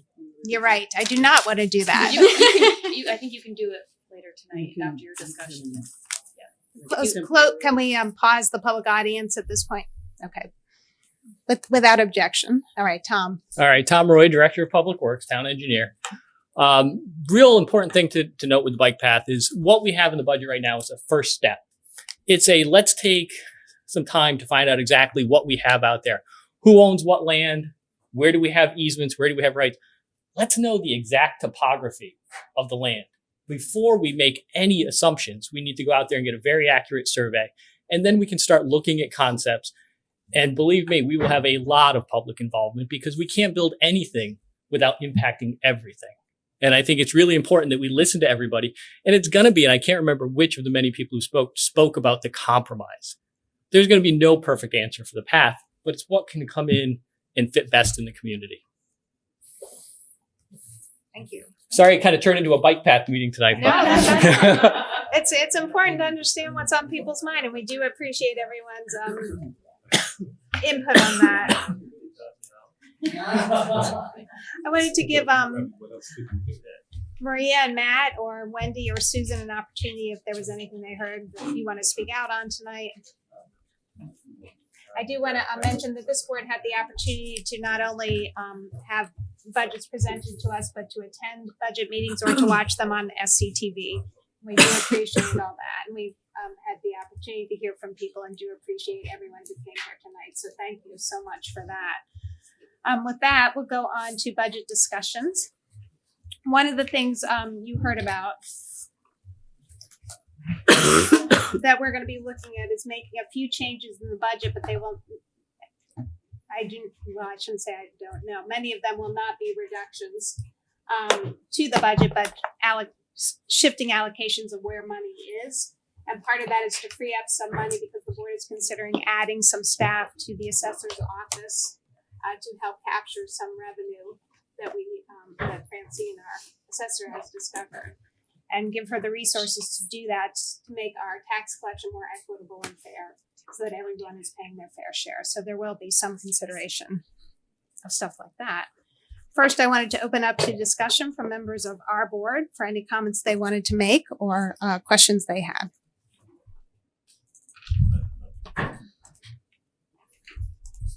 Yeah. Yeah, so I'd like to ask a few questions relating to the issue dealing with the town assessor's office. Sure. Because this came up at our last meeting and promises to involve some pretty significant changes to the fiscal outlook. So, Bert, can you pull the mic next to you? Sorry, is this better? Is this working? What color is the light? It's green. Okay, great. Okay. So to begin with, so that everybody in the audience understands, in the public understands, could you please explain just how a problem in the assessor's office can cause the town to miss out on significant revenues? So I can start it, and then Francine, our assessor, is here, and she can speak to any gaps that I miss. So when I came here, it was a little over 3 years ago, and then there was some transition in the assessor's office, and Francine came on board as our assessor. So I didn't have a lot of time with our previous assessor, But I can tell you that since Francine has come on board, she has looked at all of our processes. She has looked at all of our systems. She does things differently than our previous assessor. She's found a lot of efficiencies. When we have our building department software system, she wanted to make sure it talked to our system, because relying on just data entry and those paper files is just not significant enough to make sure you're capturing everything. So I think she did a holistic view of the department, coming in with like a fresh set of eyes. And every time she was able to look at something, she was able to analyze, are we capturing everything? And then she would find something, and then she would move on to something else, and then she would see, are we capturing it all? So between that and then our building permit system, that she found that we could have a lot of efficiencies with that as well, because it's not talking to it. It's easy to miss stuff, and things were being entered into the system manually. So of course there's human error associated with that. So I think that that's where she was able to find it. I don't know. I can't really speak to the prior assessor when he was here and what caused the differences and how she runs her office compared to he did. I don't know. Does that capture? Yes. Okay. That is one of the major factors. And what I really wanted to get at was the nuts and bolts of this initial problem that we're hoping to address. And that had to do, if I understand correctly, with a backlog in processing building permits. Mm-hmm. And the result of that backlog, the fact that these permits were the process of completing the applications. Pardon me. The fact that the process isn't being completed Mm-hmm. results in our failure to capture the value of those improvements for tax purposes, and that this is causing a significant shortfall in our revenues, up to as much as $3 million That's a accurate. year. I also understand that this is a problem that's developed in part because of a staffing issue. Is that correct? Yes. And that's a position we've been trying to fill for some time. Mm-hmm. And could you speak to that just for a moment, about what we've tried to do and why it's hard to fill that position? Sure. So when Francine came on, she had assessed her department, and then she came to us during the last budget cycle, and she had asked for some additional help to try to address the backlog. During this time when we had the backlog, we didn't know the size of the backlog to the extent that we do now, because of the improvements that were made between the building department software systems and the assessor's office software systems. I forgot where I was going with that. Hold on, give me a second. Personnel is a change. Thank you. Lost my train of thought. So when she came for the additional staffing, we thought it was just going to be to address the backlog, and then we'll get back on track and be able to go from there. So during the last budget process, we did put in a request for some temporary help to try to address that backlog and be able to capture the growth in the revenue that we were looking to capture. And sorry to interrupt, Amy, that temporary help, was that full-time or part-time? It was part-time. So part-time temporary help. Correct. So that was approved. We posted the position. Unfortunately, the people that applied for the position were either not qualified, or we just weren't getting applicants because it was a temporary part-time position. So no benefits, temporary help, has an end date. So as Francine has continued over the last year to find efficiencies and improvements in the department, we were able to reconcile the two systems between the building department and the assessor's office, there, what they call their CAMA system. And we were able to see that the backlog is actually more significant than what Francine had initially thought.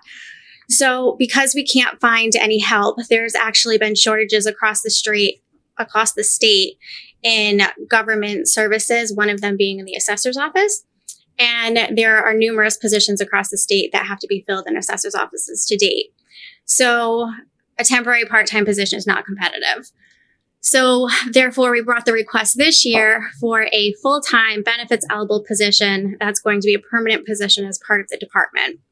So the thought behind that is that person would come on board as of hopefully July 1. They would be able to work on the backlog, and then that person would remain in the department so that we don't get into the same position that we are right now, where we have this backlog and all of this revenue that's not being captured and kind of lost. And one of the things we've spent a good deal of time working on this year is the debt service spike we're expecting for next year. Mm-hmm. And that's going to be $1.7 million. And your estimate is that this backlog, clearing it up and capturing that revenue for this year alone would net us $3 million.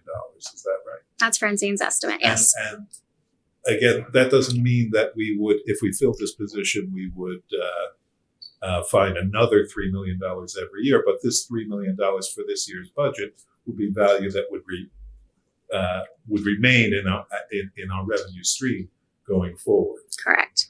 Okay. So with that, having set the stage, your proposal is that we add a full-time benefit eligible position. Is there anything else you propose that we do to capture this revenue as expeditiously as possible? So this is something that Lisa and I had talked about over the last couple of days, and to make sure that we gain the revenue by the upcoming grand list. One other thing that we can do, so if we are able to hire this position, in a perfect world, they would be on board July 1st. And since across the state of Connecticut, there's other assessors' offices that are having trouble filling positions, we don't know if that's going to happen or not. So if the board wanted some sort of guarantee at capturing this growth, we are in the middle of reval right now. We could have the reval company perform additional work for us, go out and do the inspections that need to be done, and then capture the growth that way. That has an additional $75,000 price tag associated with it, but it will ensure us getting that $3 million within the next grand list, and not upon when someone's able to be hired. So all of the grand list growth would have to be captured between 7/1 and October 1, right, Francine? Okay. And then after October 1, anything captured after that would go into the 10/1/23 grand list. So if time is of the essence and it's a priority of the board, then we would recommend using the reval company as a backup if somebody is not onboarded as of July 1 to capture that growth. Just a few more questions. How confident are you in this $3 million estimate? Well, it's not my estimate, but it's Francine's estimate, so I'll let her answer that.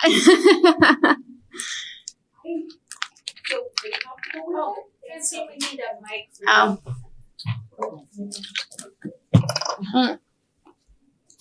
Can you go? I think that's plugged in. Maybe just pull that out for her. Yeah. You can be there. There you go. Or you just want to stand up? I can stand up there. Hello, and I'm sorry if I talk pretty softly. Francine Beeland, the assessor for the town of Simsbury. That is the estimate that I came up with in doing some extractions from what I currently have in the CAMA system from all the uploaded permits when we did the implemented the building department's system to upload automatically any permits that are taken into our CAMA system, the assessor's system. All right. It's not currently working at 100%. However, it's a major improvement. Okay. So based on what I currently have in the system and taking a look at that and trying to sort through it, that's the pretty good estimate that I came up with based on the type of permits. I did take a quick look at, there's a lot. So I tried to do a sort, and the reval company is also, there are also our vendor for that CAMA system that we utilize. So they're actually doing some work for me currently, trying to do some other extractions out of that to come up with, as we were talking about, which permits, are we going to have that need to go back out and actually get inspected? But that is a pretty fair estimate. Well, the reason I ask is because I want to know, Amy, if you think it makes sense for us to assume at least a portion of these revenues in the budget we're about to pass. So not for the fiscal year 23 budget. Any work that's done will be for the 10/1/22 grand list, which will impact the fiscal year 24 budget. Okay, that makes sense. Francine, do you have the total value of that? It's going to bring in $3 million in revenue. Do you know offhand what the total value is? Yeah, it was about 80 million in assessments. Is it safe to say that it doesn't necessarily have to be either or? I think in terms of having somebody on board full time, that would address certainly the permitting process if it's working 100% efficiently, and that maybe through the revow process, you're accessing value that was created where people didn't pull permits, for example. Is it safe to say that during that revow process there might be additional revenue that could be picked up from people who did not pull permits? We're talking about the world of people who actually pull permits, right? Yes, this is just out there. Derek, I'm sorry. Can you speak into the mic, please? Yeah, this is just based on my estimate that I provided is just based on permits right now in our CAMA system. Right. Okay, yes. So I guess what I'm asking is there room for both, where we might get additional potential income from the assessor, added help from the assessors, the revow process, as well as the backlog. The only other question I really had regarding this is that my understanding is that it was going to be tough to recapture some of the past permit pulls. So now I'm kind of hearing almost a 1-for-1, dollar for dollar recapture, whereas I believe in prior Board of Finance meetings, I heard that we might not be able to recapture that. The only reason I bring it up is because, throughout the pandemic, we know that people spent a lot more time at home. So 2020, 2021, a tremendous amount of money was spent on home improvement. I imagine, I don't know the number of people that actually pull permits, but it certainly increased value, but it also increased the cost of, materials to actually make those improvements. I want to make sure that if we do both, that, one, we're going to have to pay somebody above market to even get them to come to Simsbury, because we have positions all over the state, presumably the Northeast, if not the country, looking for these types of jobs, such that we'd have to lure them with a really nice package. But then on a go forward basis, that makes sense to maintain that above market ongoing obligation to capture, what maybe it's not 3 million, but maybe it's $500 million a year. Yeah, no, that estimate, that $3 million estimate that I came up with is based on if we're adding it for this coming up fiscal year for 22. It's not going back in time. It's current. Okay. And that is a spread from several permits.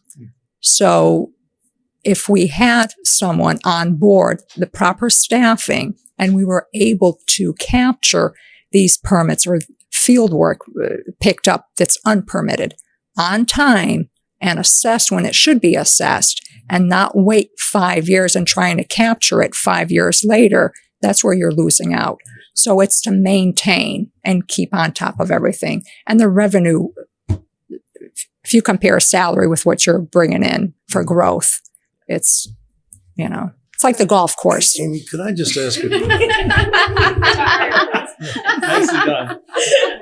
Nice one, Francine. This strikes me as a sort of a classic cost benefit proposition. And I understand that the part-time hasn't worked. It's possible that the full-time might not work. Is there not a business that does this? I've never seen a situation where it's possible to make money and there's not a consultant to fill that gap. And suppose that consultant were to cost twice as much as a full-time person, but bring in a multiple of that, 10 times, 20 times the amount in revenue. It seems like it would be worth it. Is there a business out there that does that? And if not, aside from the revaluation, would it make sense for them to come in to do the kinds of things that Bert and Derek have talked about, those improvements that were made during the pandemic, in which case your return would be in revenue would be several times the cost of doing it. Do you want me to start? Go ahead, start. So there are companies out there that do it, I'm sure. I feel like they would be more expensive than hiring somebody.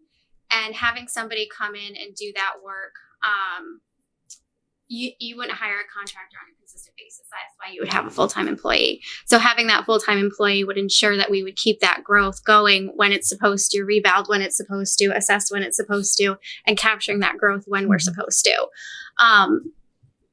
That's the reason for the employee and having that consistency going forward. As far as recapturing, if we have that employee, or even if we don't have that employee, there's a plan in place to either use the reval company or have that employee to capture that growth for the upcoming grant list. So we're taking care of our backlog by October 1st, 2022. And then going forward, we're having that employee in place to make sure everything is captured when it's supposed to be captured. So having an outside company come in, I'm not sure I personally see the benefit in that long term.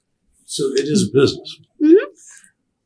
Well, suppose you were to do it for 6 months and return 5 times the amount of revenue that it cost the consultant.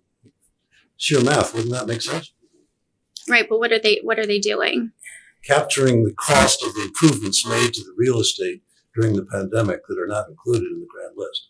So that's what the reval company is going to be doing at this point in time. But we're looking at a potential of $3 million here. No, they would be doing it between now and October 1st to capture for the next grant list. Good. Yes. And that would bring money in for us. Right, that's the proposal. Yes. Right. That's the additional field work that the reval company, if we don't have someone on board to assist with that, the reval company, the contract is for so much field work to be done. Above and beyond that, there's an extra cost, and that's what that amount that Amy proposed to have them, do for us to help us out and capture that right away. That's what that's for. On to Linda. So this is sort of a unique situation. Having been on the Board of Finance, I think longer than anybody else here, I can tell you it doesn't happen very often that the Board of Finance is pushing you to spend more money, expand your resources, take advantage of this, you guys. We're trying to figure out how to support you because this is a big opportunity, and I'm being a bit joking here, but really, I think everyone on this board wants to give you whatever you need. We're looking at a big chunk of money, and we want to make sure that we give you whatever you need. So I have a few questions about that too. Is one FTE enough? I sort of echo Art's concerns, and I hear you saying the reval company's going to do it, but you've got a 5-year backlog. They're going to be able to you've mentioned 14,000. Mm-hmm. It's a step process. Do you have a sense of how many locations that is? Because that's a lot of locations, even if it's 5 permits per location. That's still thousands of locations to go physically look at. Yes. So I'm looking at an additional 1,500 to 2,000 actual properties that would have, have permits out there that affect value. I'm not talking little permits, And the reval company has enough of a team that they can go hit 2,000 locations between now and October. They would. Okay. And are there any legal things that we ought to do? You've seen my email with 10,000 questions in it, and I apologize for that, but I'm very interested in this whole project. Are there things that you need the Board of Selectmen to do to give you the legal framework? Because I understand, just having been a resident here, that a lot of this assessment process is self-reporting. And, to Derek's point, people have been doing their own work. They were unemployed or whatever, had nothing better to do because they were stuck at home during the pandemic. They're finishing their basement that was never done before, not pulling permits. You're never going to find out about that if, there's no permits involved. So how do we? Those come out of the woodwork when they put their property on the market. That's when we get the call by the realtor or by, the individual, because at that point they want that property to be everything be on track and be reflected with what the assessor's office has. But that might be 25 Exactly. years from now. Exactly, and that happens all the time. But that's because we're doing self-reporting as opposed to physically inspecting houses. And yes, we're required to inspect every property at least once every 10 years. However, I've never we had an can't. assessor. I've been here 28 years and nobody's ever come into my house. They look through the window. Okay. But there are. They maybe drove by, but you can't see the house because of the trees. So they may have attempted. I mean, there's, again, I can't speak for the past because I wasn't here in past revaluations. There's different ways, that we approach in a revaluation. Different, every 5 years. Like I said, once every 10 years, a property needs to be inspected. They don't need to be inspected during a revaluation as long as we can capture and actually clearly have that data in our CAMA system. When we inspected a property, we're not obligated to go back to that property unless there's improvements made, and then we would go back and, review it. Now, with that said, there are properties that are gated off that we can't access. We can send, individuals letters, 10 times and they will not reply to us. We can send data mailers, that is one way for us to capture some of the information and assure, again, it's self-reporting, like you said. Now, when we look at that data mailer, does it make sense based on the rest of the properties in that same neighborhood for the same square footage? Does it make sense? If we don't feel comfortable with that, then we will attempt to go and inspect, knock on the door and try to get in. We don't always get that. So, just to think about it. So exactly. So there are ways. Legally that an ordinance could. Yeah, we can only do so, to a certain point. But that's because you have current laws. I mean, are there things that the town could adopt in the way of rules? Unfortunately, no, but there are, procedures that assessors that we follow, guidelines, to assure that properties in one neighborhood are all fairly and equitably assessed. If we would have 10 properties on one street and 8 of them, we've all entered and we know how they are, and the other 2 were all built in the same year and we were never able to get into those properties, we will assume that those 2 properties are exactly the same as the others, and it would be up to the property owner to then, let us in at that point to determine, no, that is not my property. Unfortunately, that's the only recourse that we have. So one last question, and that is, again, trying to throw resources at you. Mm-hmm. In addition to dealing with this backlog and bringing this person on, would there be some benefit, and I know Lisa's talked with you about this as well, to bring in some outside expertise to just look through all of our, are we doing all of the best practices? Do we have all of the ordinances in place that give you the tools that you need? Are there, there may be lessons to learn, best practices from other towns.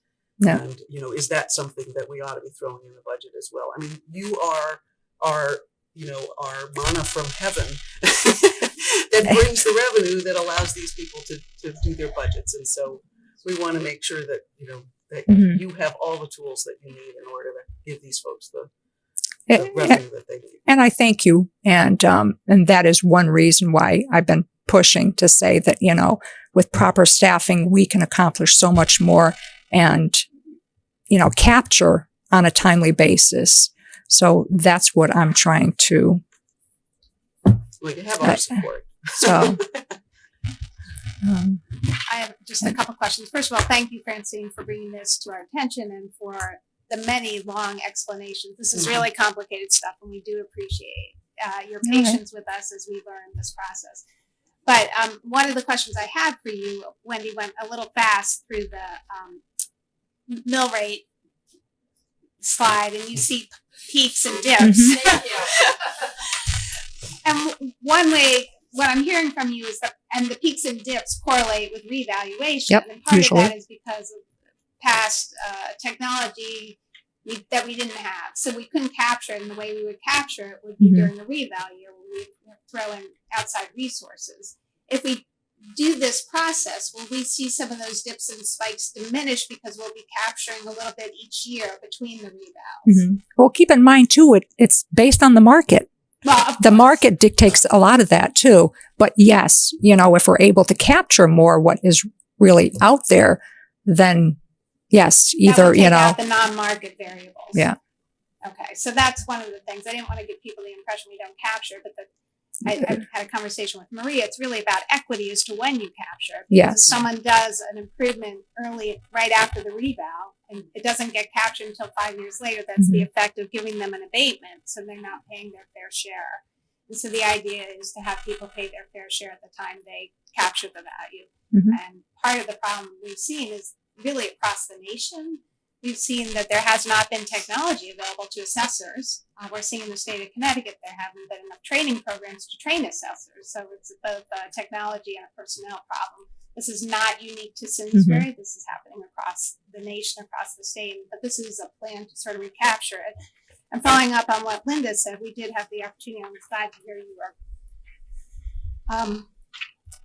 open to this because we would, again, very unusual for the Board of Finance, willing to throw a lot of resources at you, to do a study for staffing, to really evaluate your staffing needs, your resources, your software, your equipment, and process review. And I didn't add legal, but Linda made a good point. There may be legal things we can do to help you. So we understand in talking with Amy that that's not going to be possible until after October 1. Unfortunately, So one of the things I had mentioned to Maria that this board may consider is doing an assignment of reserves to highlight that we are prepared to devote those resources to you, if not as a supplemental appropriation when you're done with your process, certainly by the next budget cycle. All right. And maybe at that same time, we could do Assessment 101 with the Board of Finance. We would love that. We would love. I mean, I'm not kidding. We would love Is that that. because you're going to have us out assessing homes? Hi, get you out in the field and help. Yeah. But I just wanted to finish up too and let you know that I have implemented other Process improvements. yes, in the office that saves time. And, if you weigh the cost, printing, personal property, that we mail out, we have to mail out every year instead of the office staff printing and mailing that out. We have a company doing that for us. For the cost, it's, tremendous. Same thing with income and expense, statements. I mean, there's different stuff like that we've already implemented in the past, couple years to help us. But there's more, and I look forward to, having someone come on board and tell us where else we can, improve. So. All right. So that sounds like that's going to be an easy one for us to do. Yeah. All right. Thank you for that. I appreciate it. One of the things, Amy, I don't know if you have the old budgeting model. I know I had you update Francine's numbers. Do we have the old one? With or without the reval? Well, it doesn't matter. Without Francine's additional $3 million. And the reason why we are so hyper-focused on this is because this will solve a tremendous amount of problems in the next few years as we start to pay for older buildings like Latimer Lane, because those will cause an increase in our debt service, which without this will really put tremendous pressure on every other department to keep their budgets very low. And that's what the needs we're hearing from the Board of Education and town staff. That's going to be difficult to do. That was Amy's husband and his son. I just want to point that out.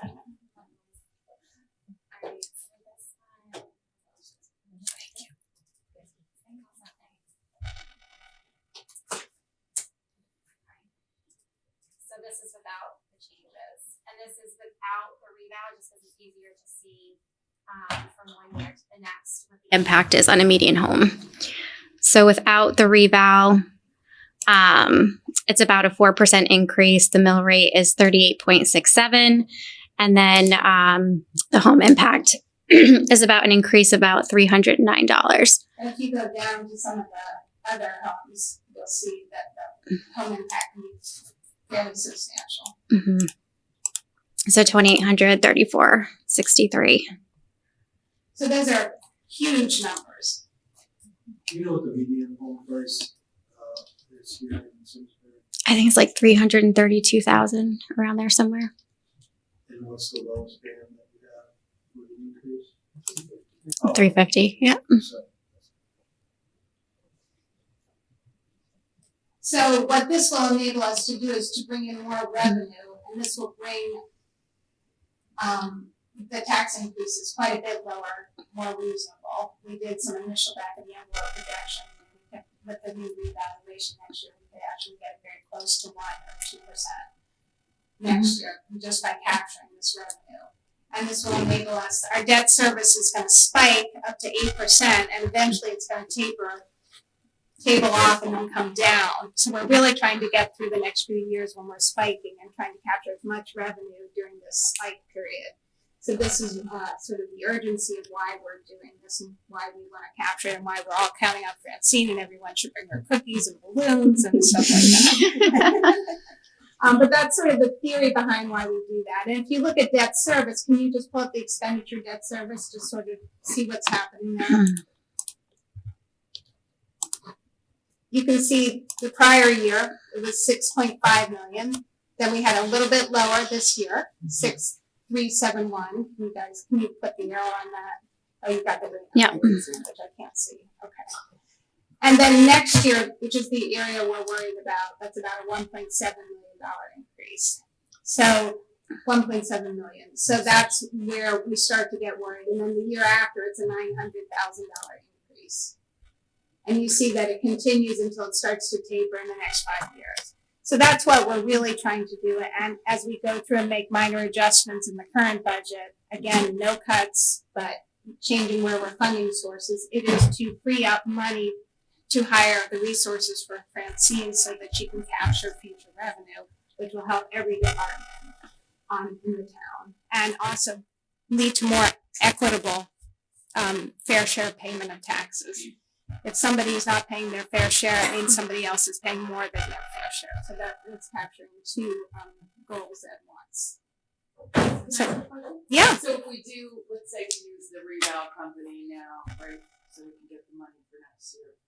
And then we also put out for a full-time person. If we were to hire a full-time person next year, or as part of the budget next year, would that be offset by the projected revenue that we're going to get? Not this year, yet. Because we captured in the following year, which is why we're trying to look for reductions that don't impact services this year. Okay. But we would capture that in the following But next year, it would just pretty much be more than a wash. More than a wash. Yeah, it's a spend to save initiative. Amy, could you summarize just for the public and all the boards what the initiative is? It's to fund the current position as is. Yes. Or are we going to increase that? So we're going to increase it. So as is in the current year budget, we have temporary part-time. So the fiscal year 23 proposal is to increase that to a permanent full-time with benefits position. For a nominal cost, what is the cost there? The increase was about $8,000. And that was already in the Board of Selectmen's budget? Correct. Mm-hmm.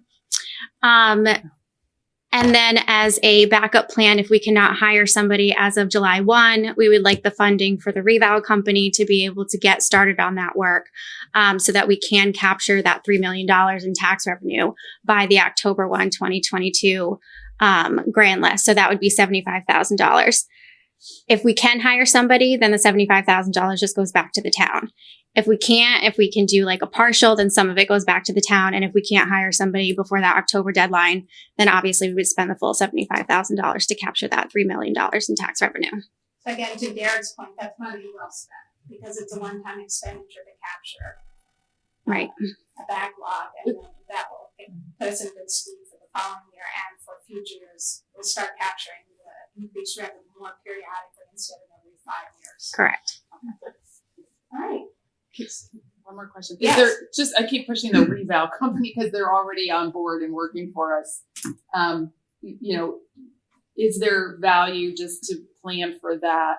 Because the hiring of the full-time person is going to be bringing somebody new on board Whereas if you have, the reval people are already working in-house. I don't know if that makes sense. So you had to said hello. I think we're all on board with that. Yeah. Okay. I wasn't sure I just heard that. That's why. You know, you're right. Yeah, that's exactly right. Okay. But it's good to have it either way.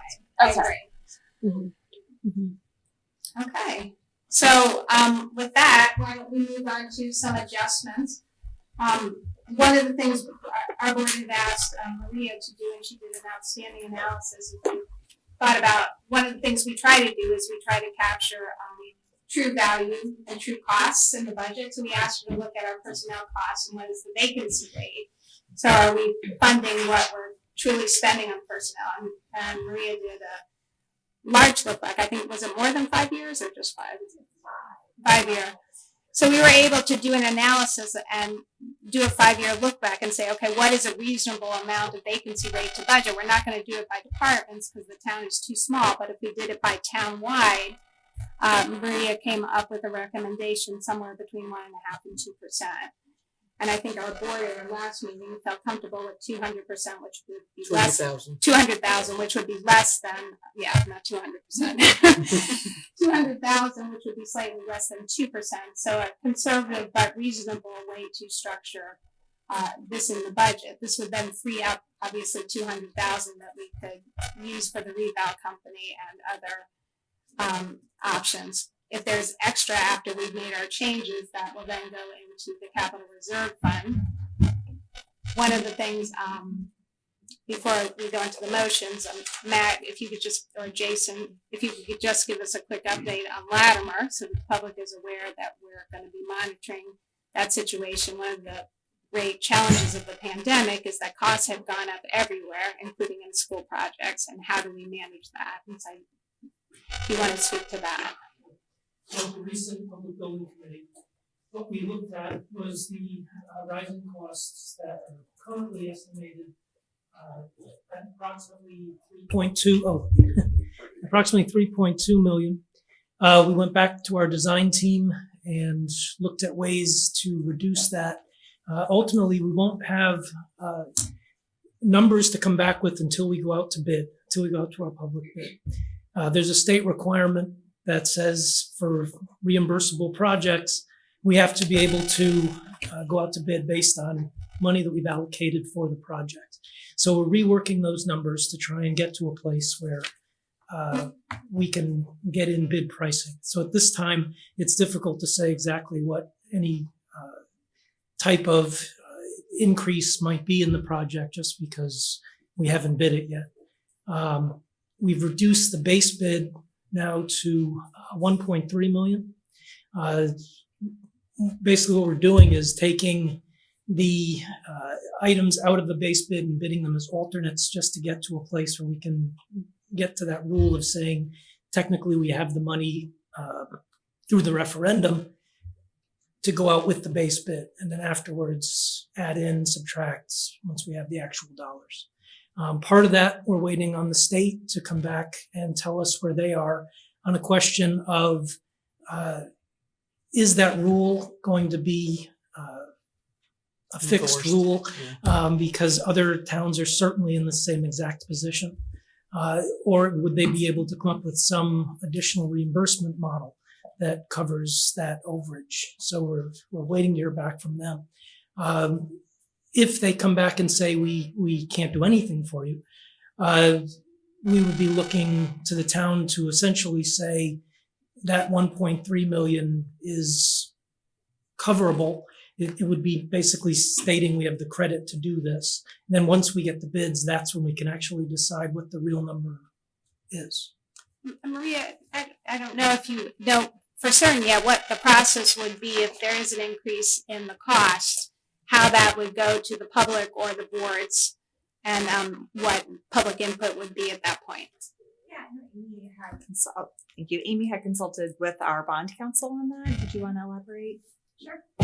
So I did talk to our bond counsel, and she let us know that any project that has gone to referendum has to go back to referendum regardless of the amount.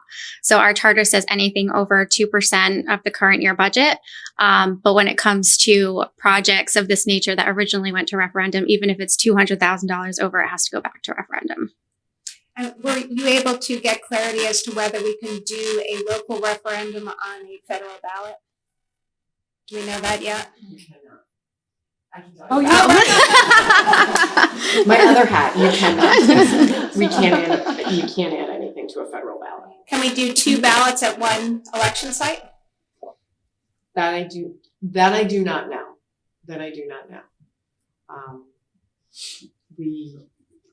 I would have to research that and see if that's possible. I do know through the history of the town, there have been as many as 4 referendums in a given year, so. So if we could get some clarity on that, I think one of the things our board is interested in is making sure as many people show up to vote and give input to the extent we can. We would love to do it with the November election. And reducing the costs of. It also reduces the multiple costs, yes. It does. Yeah, I'll look into that. I'll let you know. Okay, thank you. So part of the reduction increase, initially it was $5 to $7 million, and then it got reduced to roughly 3. The $5 to $7 million really had more to do with, it was just an inaccurate number. It had more to do with the construction manager coming on board and working with the architect and going through their process of reevaluating. Okay. So there may have been some scope creep, I think I read. Yeah, there was a misunderstanding about how the geothermal system was originally configured. It was a different configuration. So really that $5 to $7 million was not something ready for prime time. Okay. But even the reduction from, let's say, the 3 to 4 to the roughly 1 includes value engineering such that yes, you're removing things that were originally budgeted for. So the geothermal was part of the original project, and now we're talking about making that an add-on potentially. That's right? correct. And then, so those numbers were based on, a set of drawings. I don't know at what stage those drawings were, whether they were in the construction drawing phase or not, but eventually you'll go out to bid, right? With likely 75 to 90% construction drawings, right? And then they will go through a bid leveling process, right? So to reduce scope creep even more, is that correct? Correct. Okay. So that number could come in even more. Is that fair? Yeah, until we see the bids, especially in the current economic situation, we don't really know where we are. Yeah, I think just for the general public who, voted on a referendum to spend this money at Latimer Lane, that they know that they voted for something in its entirety, and that when they vote potentially in another referendum, that they know what they're not paying for anymore, or they're paying an increase for something that they're not necessarily getting. So I think just for transparency, we should know kind of what we signed up to build, and then what's being taken out of that, such that it's still a great product. I mean, it's a matter of managing the message, but also just so people know, what they originally sought to build versus what's being built today. I think it's important. Absolutely. Well, I think it's important we would certainly have public meetings again, as we did in the lead up to that last referendum. We would just try to throw a number out there and not have people understand. Yeah. Yeah, and just process-wise, it was similar to all capital. It would have to go through your recommendation, Board of Ed, refer to the Board of Selectmen, and then to us after. So it would have 3 board review public input. Right. Okay. Thanks. Thank you. Right. One question Yeah. might sound crazy, but does it matter how you pay for that, whether it goes to referendum? Like, if we were to just say we're going to use 1.3 of ARPA money for it, No, we still have to go to referendum because it's the project itself. Okay, Plus gotcha. in conceptualized referendums that has to go back. Okay, thanks.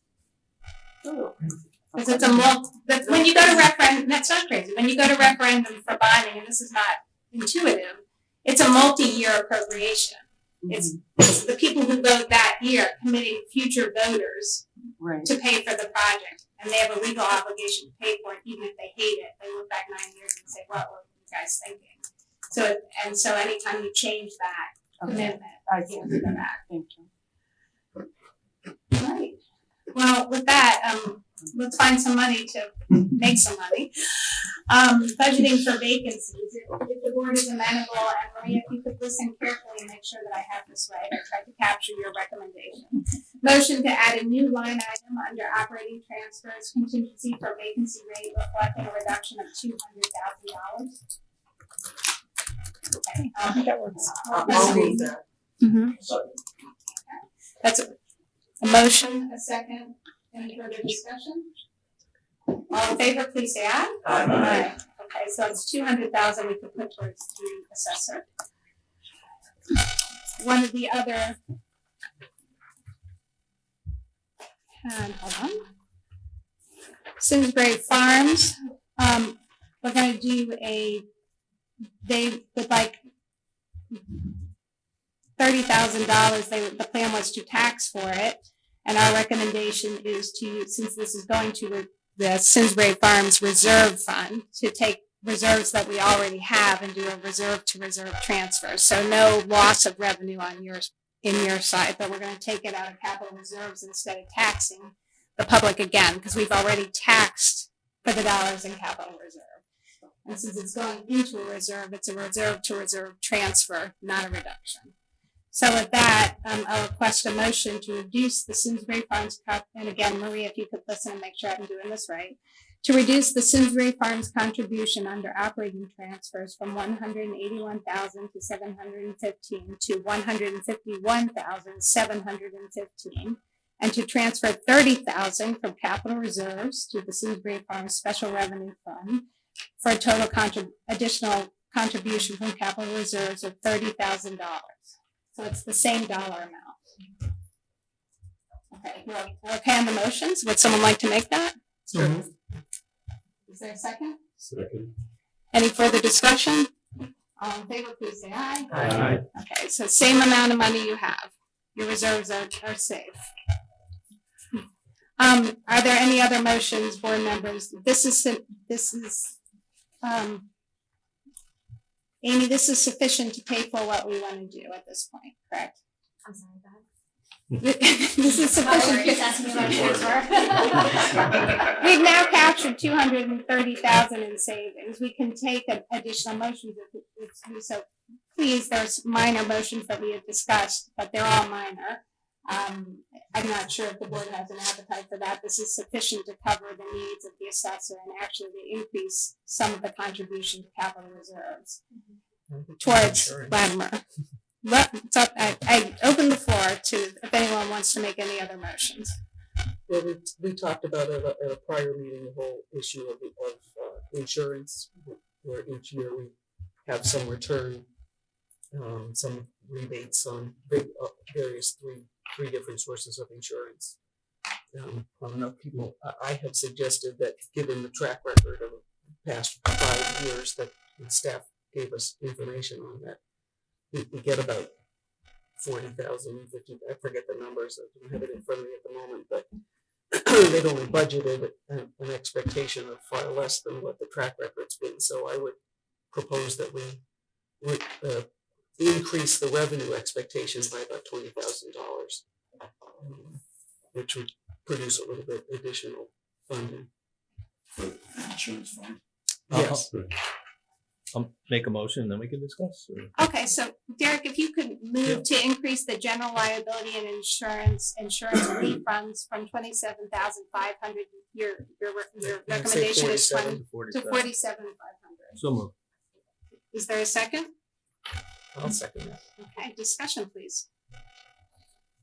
Yeah, I think the budgeting was a little bit off. I mean, we were very conservative on the revenue side. So even with the $20,000 increase to that revenue, I think we'll still find that that's generally conservative. So. One of the things we do for the public to know is we do budget a tax collection assumption rate at 98.5%. We generally collect more than that. And people always ask, why do we do that? And part of that is it acts as a ballast for other variable revenue sources, which this is. So the question our board always asks is, what if we're wrong?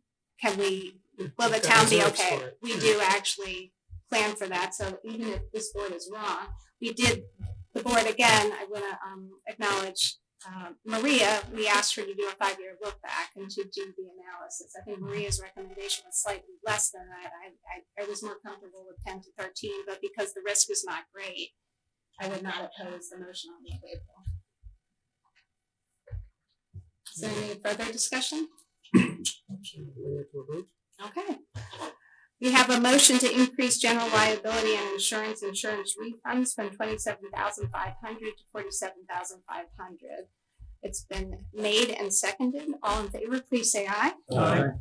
Any opposed? The motion carries unanimously. Okay. So that adds 20. So two. Do you want to go there? Oh, we could do that. Okay.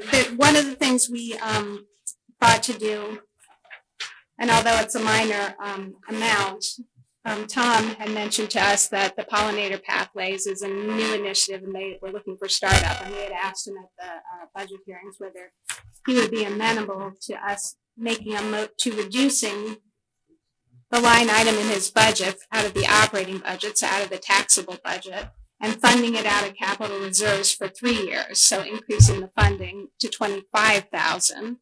And it would sit in capital reserves, so it does not have to be spent. I mean, it would sit in capital non-recurring fund of the capital budget, so it would not have to be spent in 1 year. It could be spent over 3 years. And then at that point, you would have a better idea, you thought after 3 years, about what the actual operating needs were, and we could then budget at that point in the operating budget. Okay.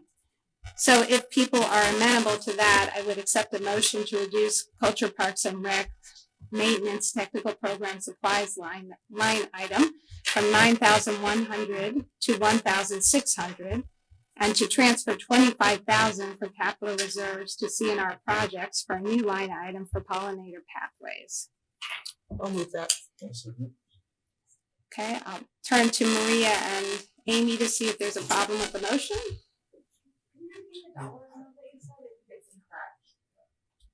So we are told that the pollinator pathways was $7,500. Right. Yes. That was, sorry, that was a service improvement though. That's not the agricultural line. Then do I have the wrong line item? Yeah, I don't think it's the ag line. Do you remember where we put that? Yeah.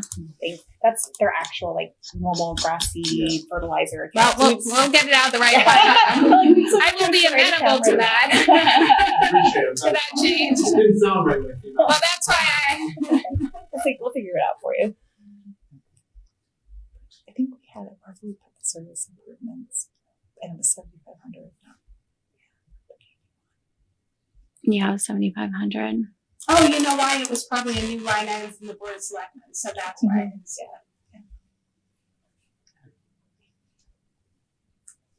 Oh, that was the signage. I think it was under special activities. So we just reduced that back down to 5,000. Okay, so it was special activities? Mm-hmm. Okay. So it would be taking the $7,500 for the service improvement out of their special activities line item and then creating that CNR project. Is that your special activities line item? That's out of the general fund budget, correct? Yeah. Yeah. I think that's where we had put the service improvement money. We just want to make sure that we're taking it out of the right place. So, Maria, can you help me with that? Motion to reduce Cultural Parks and Rec. Special activities. Special activities. Special activities line item from 12,500 to 5,500 to 5,000. to 5,000. And motion to transfer 25,000 from capital reserves to CNR projects for new line item for pollinator pathways. Okay, did someone make that motion? Is there a second? Second. Any further discussion? Yeah, I would like to Yes, of discuss it course. because I guess, and I've been at most of the meetings, even if virtually, I guess, for those that it's near and dear to their heart, I don't know what it is. I don't know what we're spending money on. I don't know what a pollinator project is. Can somebody explain it to me? Do I need a mic? Yes. Okay. You can pretend to be Jason Casey for a moment if you'd like. Brian Welmer. Nice. Thank you, Brian. Good evening, Brian Johnson, Golf Course Superintendent, Simsbury Farms Golf Course. The pollinator project encompasses providing habitat for pollinators, so bees, butterflies, regular insects. And what we would provide or need to be provided with would be seed, bushes, plant material that those type of insects want to live in. So we go out there and find out an area where we can promote this. So instead of mowed grass or woods or something like that, we will go out there and, like in the golf course, for instance, we're letting natural areas be promoted. So instead of mowing it at 2 inches, 3 inches, we're letting it grow up to a natural habitat with hay type fields, and then putting in wildflowers. We'll even do some birdhouses and things like that. You'll see on the golf course we just started putting up today. So just promoting areas for wildlife. This instance is basically insects. And those would be like around within the golf course grounds generally? For us, but it'll also be throughout the town in park and rec areas where Orlando Does it Cassianos. include the median strip on Iron Horse Boulevard? Yes, that would. So there's park and rec areas Yeah. where Tom and Orlando oversee. I'm usually just working on the golf course, so that's my expertise for there. But that's basically the intent of it. So a lot of it is fairly expensive plant material, I think, in the median type of thing. As far as the golf course goes, for me, it's mostly wildflower seeds. So it's basically a 3-year kind of institute. Yep. Institute. And then what do we expect the ongoing annual cost would be out of this new line item for maintenance? That we'll have to see. It's a work in progress, I believe. Far fewer than 7,500. Correct. Yeah. Probably about $2,000 probably have to maintain. Yep. And just to add, I'll talk loud. Yep. Tom and the building and ground school have access to that money too for pollinators around the town buildings. Correct. It's not just parks we're looking at. We're trying to. It's important that these areas overlap with each other to move the whole pollinator environment. Yeah, the whole idea is to get these little environmental areas close enough where these bees can, go to different areas, provides different food sources. If you just have one butterfly bush there, the butterflies need to go to different areas once that's been used up. And then, so we're reducing the, Culture Parks and Rec maintenance tech program supplies item from whatever it is, 12.5 to 7. So going forward, or to 5, I should say. Special activities. Yeah, that will be reduced on a go-forward basis to include this $7,500 for the pollination. Yes. Okay, thank you. Good. Thank you. Yep. Okay, so that brings us to. We have to vote. Yeah. Do we have a motion in a second? Yes. Yes, we do. Then may I have all those in favor of making the motion that we said, which I'm not going to repeat? Please say aye. Aye. Any opposed? Okay. So that brings us to $257,500 in savings. Is that right, Amy? Now we need $75,000. And do I have that?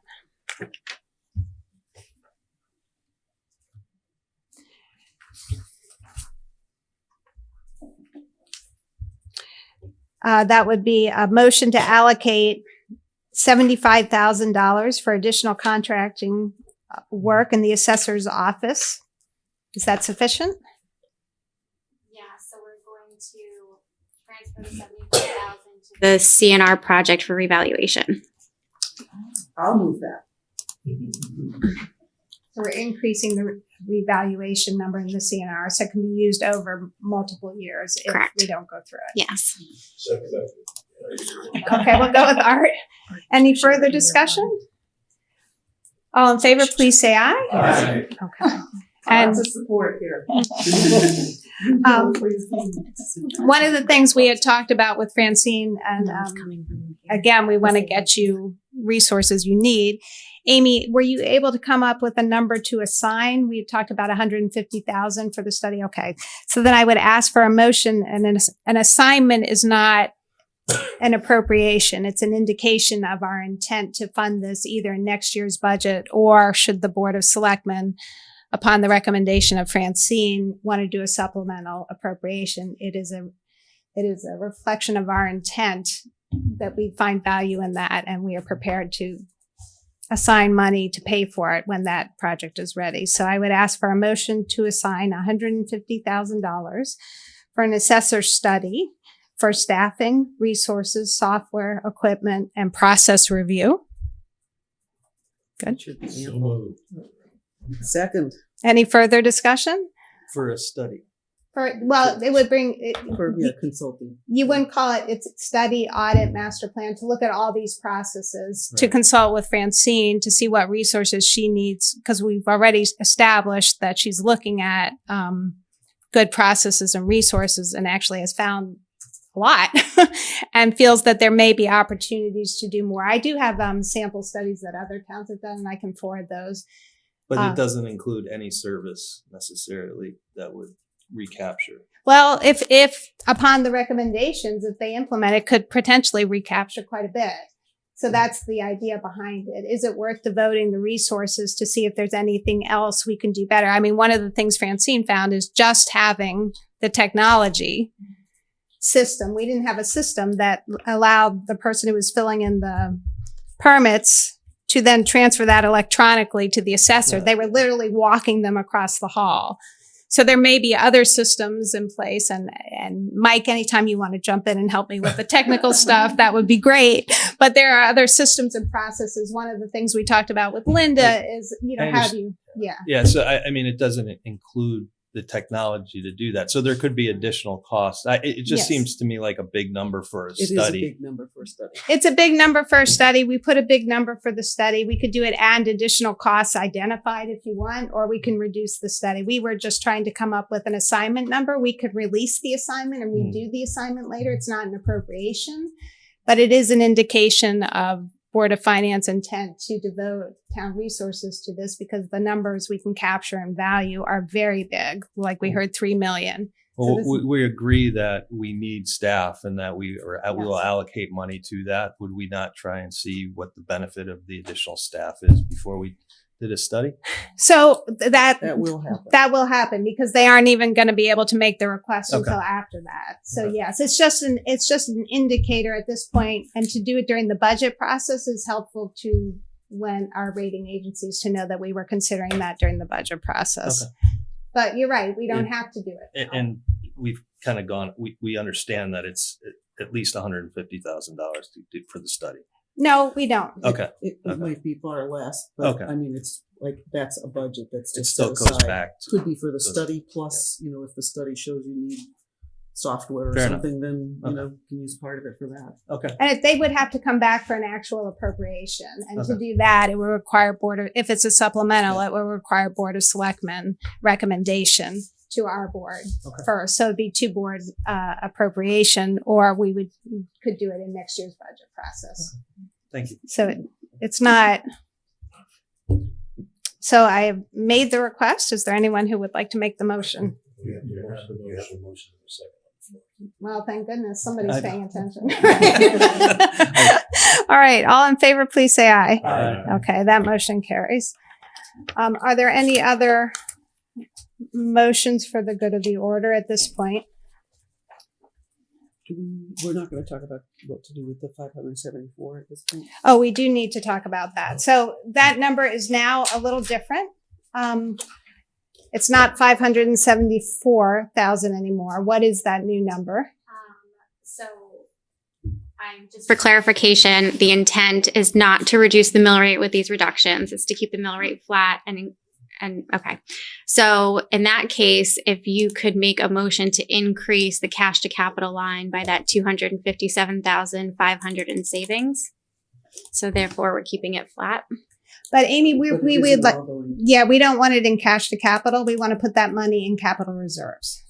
Right. It's just the line item. It'll go to capital reserves. If you want it spelled out, we could just change the line to transfer to capital reserves. That would be great. But same motion. So can we have them? Oh boy. Would you like to phrase the motion for us?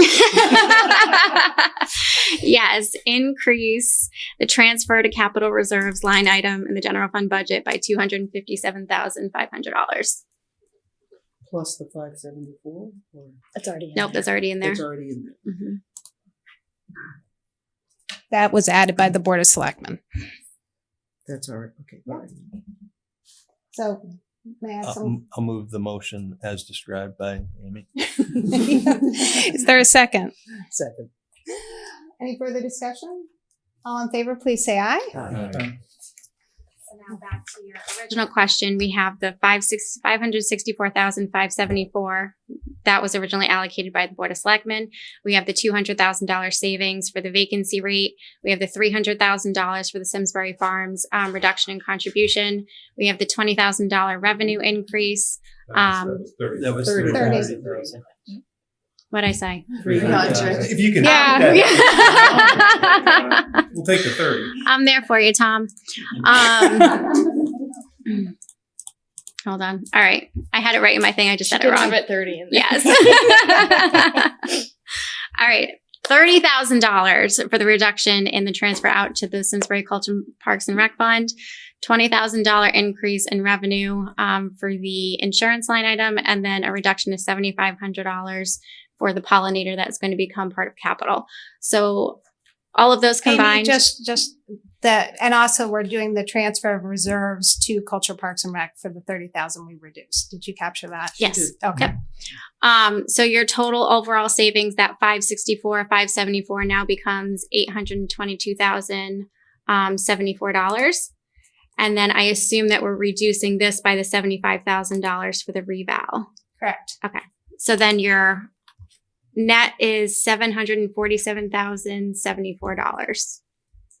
Okay. And Maria or Amy, so this is an unusual thing to do. We've never budgeted into reserves. And so I wanted to give Amy or Wendy or Maria an opportunity to speak to why we're doing this and what problem we're trying to solve and what this money can be used for in the future and the process to use it. Do you want to take it? Do you want me to take Either way. Do you want to start and jump in? Yeah. Sure. Go ahead. Okay, great.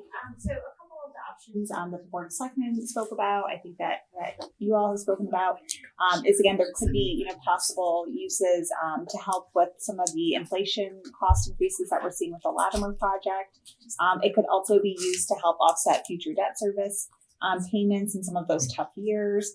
Those were, I think, a couple of the preferred options. Some other options we had talked about, we could certainly take and use that to offset bonding costs of projects that we would, otherwise then now be paying for in cash.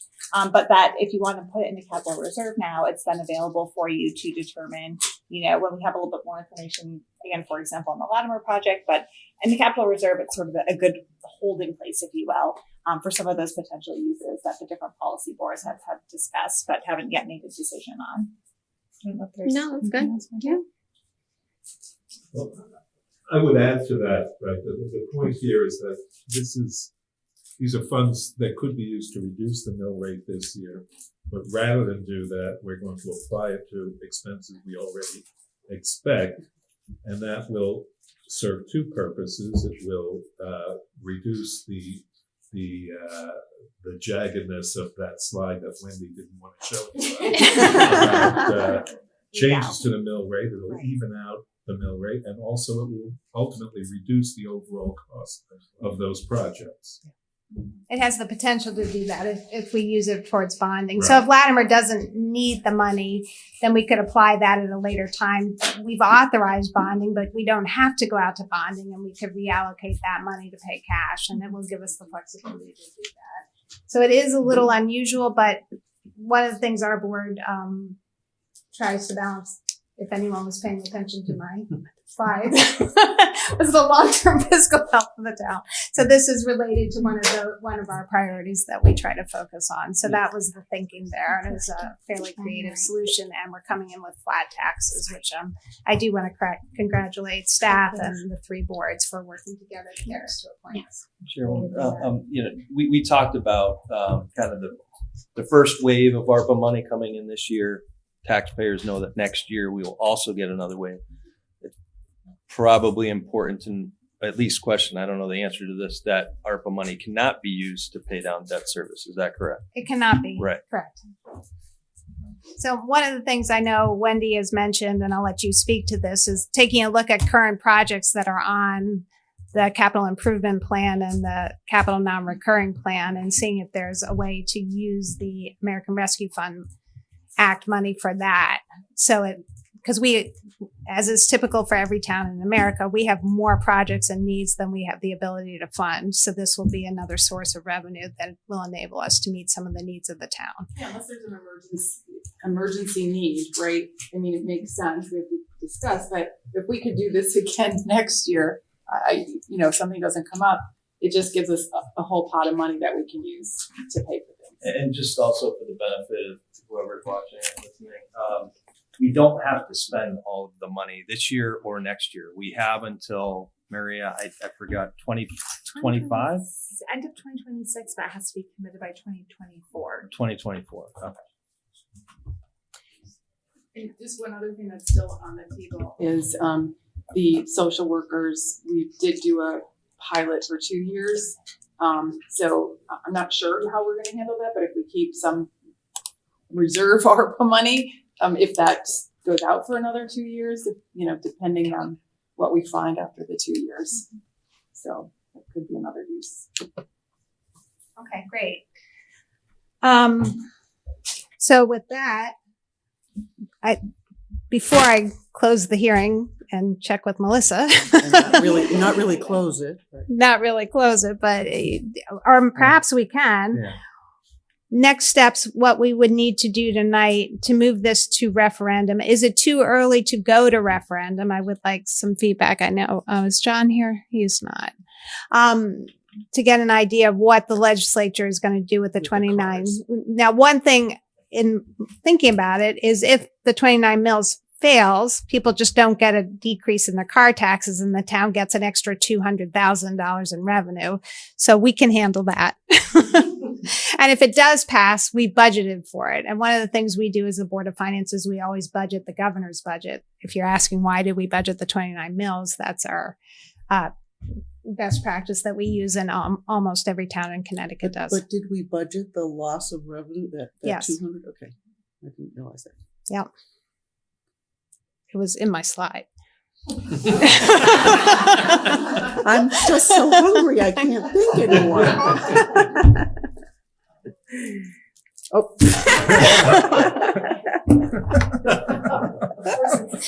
I know my board members. It satisfies. I know. Show what you got, Mike. But I don't eat peanuts. There you go. You can have my very fancy snap pickling goodness. All right. So then there's going to be some time. Do you need time to pull together motions? And we've got the bonding language. Yeah, probably just 10 minutes. Now, while we're doing that, can we have Tom, who's eating, present the supplemental appropriation paving funds received from Aquarian? Does it make sense to do that while you guys are doing it, or do you want to just take a break? Yeah. No, that's fine. Yeah. That would be great.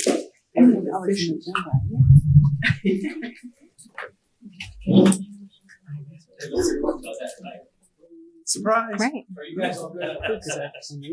We are not good on the snacks.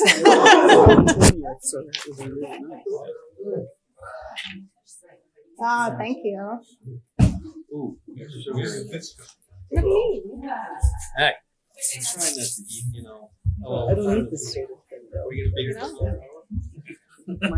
I got more of My those. even food is ice cream occasionally. I don't do candy. I'm also thank you.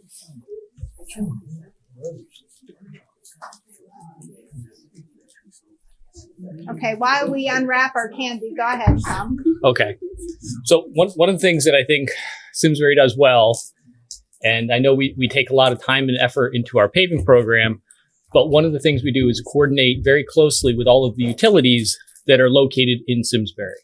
The worst thing that ever can happen is we pave a road and the very next year the water company comes by and says we're installing a water main. Right.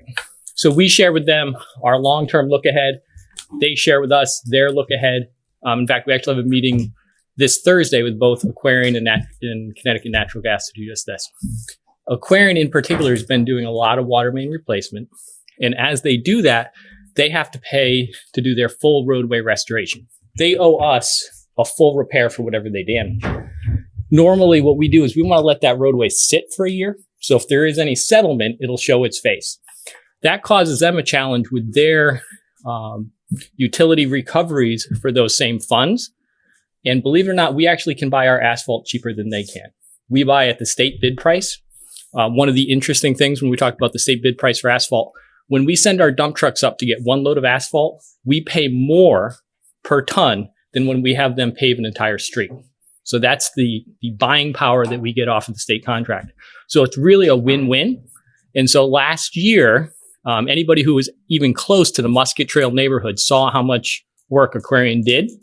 And so they gave us a payment in lieu of them doing the final restoration for $420, for the amount that's in your packet. $462,543. I was trying to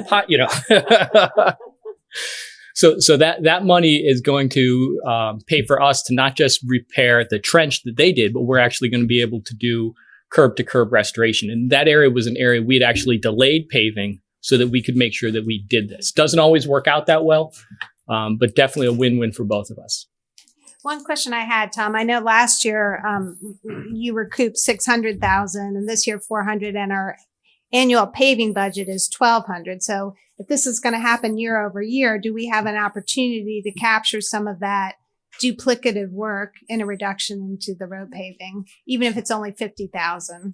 Because the problem is knowing when we're going to have these banner years and knowing when it's going to be really beneficial. If they end up doing roadway reconstruction on a neighborhood that was paved, let's say 10 years ago, we really were not intending to pave that road for another 7 years. So we don't see the same bang for our buck that we do on something like Musket Trail. I know last time at the budget meeting, we did touch upon the fact that we didn't raise our paving budget for this year, even though we're seeing costs increase. And part of that is that fluctuation. Some years we get 10 miles, some years it's 9.5, some years like this year, it'll be probably closer to 11 or 12. That's where we've used that fluctuation. And I think the other place that it comes into play is we can have a challenge of having to fit into fiscal years, especially considering our paving bridges 2 fiscal years, being that it's during the construction season. So we've used those funds to kind of modulate that a little bit. So I don't know if I can promise any savings right away, but the money doesn't go anywhere. If it stays in that paving account, and one thing that Amy's done for us is she's taken all of the different buckets of money that we use for our paving and put it into one fund, which makes it a lot easier for us to manage. So if that was to grow any kind of revenue, we certainly could cut back.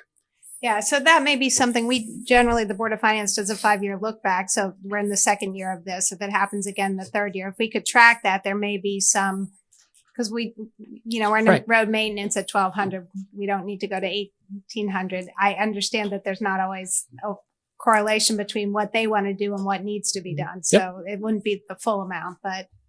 No, it's definitely like I said, it's all adding positive value to our residents, and it's certainly an area that we put a lot of effort into. And certainly there's nowhere for this money to go but to the town. And is there any cost to the taxpayer? Not a penny. There we go. All right. With that, we didn't rehearse this. With that, is there may I request a member to move effective April 5th, 2022 to approve the supplemental appropriation for road paving in the amount of $462,543.35. So moved. Second. Any further discussion? All in favor, please say aye. Aye. That motion carries. And we will take a brief recess until you guys are ready. Thank you. And that way folks can have us.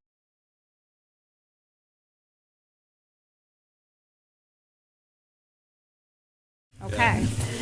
So we have a couple of motions we need to do. Some need to be read, some do not. So we'll start with the big packet.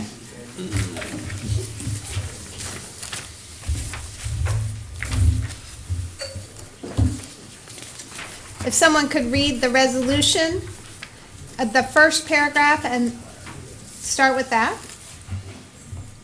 Resolved, upon motion duly made, seconded, and adopted, the reading into the minutes of the full text of the resolutions set out below is waived. Copies of the resolutions having been made available to those in attendance and recorded in these records immediately preceding these minutes. And further, Resolved that the Board of Finance recommends and approves the following. projects as presented. Projects as presented. Perfect. May I have a second? Second. Any further discussion? All in favor, please say aye. Aye. Okay, so these are done. Now, these do have to be read individually, and we have some freshman members of this board. You guys take this. Ouch! Be it resolved that the No, appropriate. that's- Oh, yes, pursuant to this. Okay, I'm sorry. Pursuant to Section 808 of the Town Charter, the following motions were introduced at the regular meeting of the Board of Finance on April 5th, 2022. I'm not going to read all of them. You're going to read the I'm first gonna one, and then split we're, them, and then right? we're going to vote on each one We're gonna do it individually. like a Seder. Okay. Be it resolved that the appropriation recommended and approved by the Board of Finance for the purposes of paying the expenses of the Board of Selectmen annual budget for the fiscal year ending June 30th, 2023, shall be approved and implemented in the amount of $30,260,354 and no cents. Okay, so we have a motion. Is there a second? Second. By Linda. Any further discussion? All in favor, please say aye. Aye. Okay, that passes unanimously. Mike? Be it resolved that the appropriation recommended and approved by the Board of Finance for the purposes of paying the expenses for the Board of Education annual budget for the fiscal year ending June 30, 2023, shall be approved and implemented in the amount of $76,456,785. May I have a second? Second. Any further discussion? All in favor, please say aye. Aye. Motion carries unanimously. Bert? Be it resolved that the appropriate, you said Art? No, I said Bert, but You you can read it. You can read it. No, you said Bert. I heard Bert too. We'll hear Bert. You can call him Bert. Be it resolved that the appropriation recommended and approved by the Board of Finance for the purposes of paying the expenses of sewer use fund, sewer treatment plant, residential rental properties, Simsbury Farms / special programs, non-public schools, debt retirement / capital, and capital non-recurring annual budgets for the fiscal year ending June 30th, 2023, shall be approved and implemented in the amount of $18,017,555. Okay, we have a motion. Thank you. Second by Derek. Any further discussion? All in favor, please say aye. Aye. The motion carries unanimously. I just want to see this, we need to do the questions, we need to do the separate capital appropriation? Where is that? Yeah, so that's number 6, question. Do we need to I go? should say number 4. If you'd like to read the questions individually, that would cover it, but if you want to just approve the questions as presented, it's, that project's in the capital resolutions that you did first, so you So we can approved it, approve but- the referendum questions as presented. May I have a motion to approve the questions for referendum ballot as presented? So moved. Second. Any further discussion? Yeah, just regarding the irrigation system, the Oracle Pond Dam spillway, that's also being replaced. It's part of the irrigation system. It's part of the irrigation system. Okay. It's a little confusing, but I'm okay. These questions have been approved by bond council, right? Yes. Okay. Yep, she wrote That's this. great. Yeah, so they were Very ready. good. Why are they numbered 1, 2, 3, and 6? Yeah, that was a typo. It should say 1, 2, 3, and 4. Okay, amended to change number 6 to 4. Friendly amendment. People are okay with that? So we have a motion, we have a second, with the friendly amendment to change number 6 to 4. To approve the questions for referendum ballot as presented with that one change. Okay. All in favor, please say aye. Aye. Any opposed? The motion carries unanimously. Okay, is that it, Melissa? That's it. Are we closing? Oh, we have minutes. Yeah, we have minutes. Okay. Are we closing the public hearing or not? We will close the public hearing after we do the minutes, yes? Okay. Yeah, that's a good point, we should do that. Should we do that now? Because yeah, okay. May I have a motion to close the public hearing? So moved. Second. Any further discussion? All in favor, please say aye. Aye. Okay. Do we need to redo those motions because we made them while the hearing was open? I don't think so. Okay. Okay. Then we will now go on to, and I've lost my agenda. So, does anyone have their agenda with them? It's, Yeah, it's just the minutes. It was a slide, wasn't it? Take this. Oh, yes? No, here it is. Okay, do we have minutes? we do. All right, may I have a motion to approve the March 8th, 2022 minutes as presented? I have an edit. Yes. I recused myself. Oh, you did? Okay. Where was that? Which number? It was before Bert made the motion. I recused myself. Right, but before, I recused myself before you made the motion to amend the agenda, and then you went into the... So you made the motion, you recused yourself before the... You introduced it, looked at me, and I left, basically. And then Bert made the motion to adjust the agenda, and then... Okay. And then you guys... Could we have the minutes reflect that Mr. Doyle recused himself from the motion and left? Yep. Okay. With that, may I have a motion to approve the minutes March 8, 2022, the Board of Finance regular meeting? So moved. Second. Any further discussion? All in favor, please say aye. Aye. That motion carries unanimously. And with that, may I have a motion to adjourn? I move to adjourn. Yeah, second. Any discussion? All in favor, please say aye. Aye. Hey, congratulations. Thank you, everyone.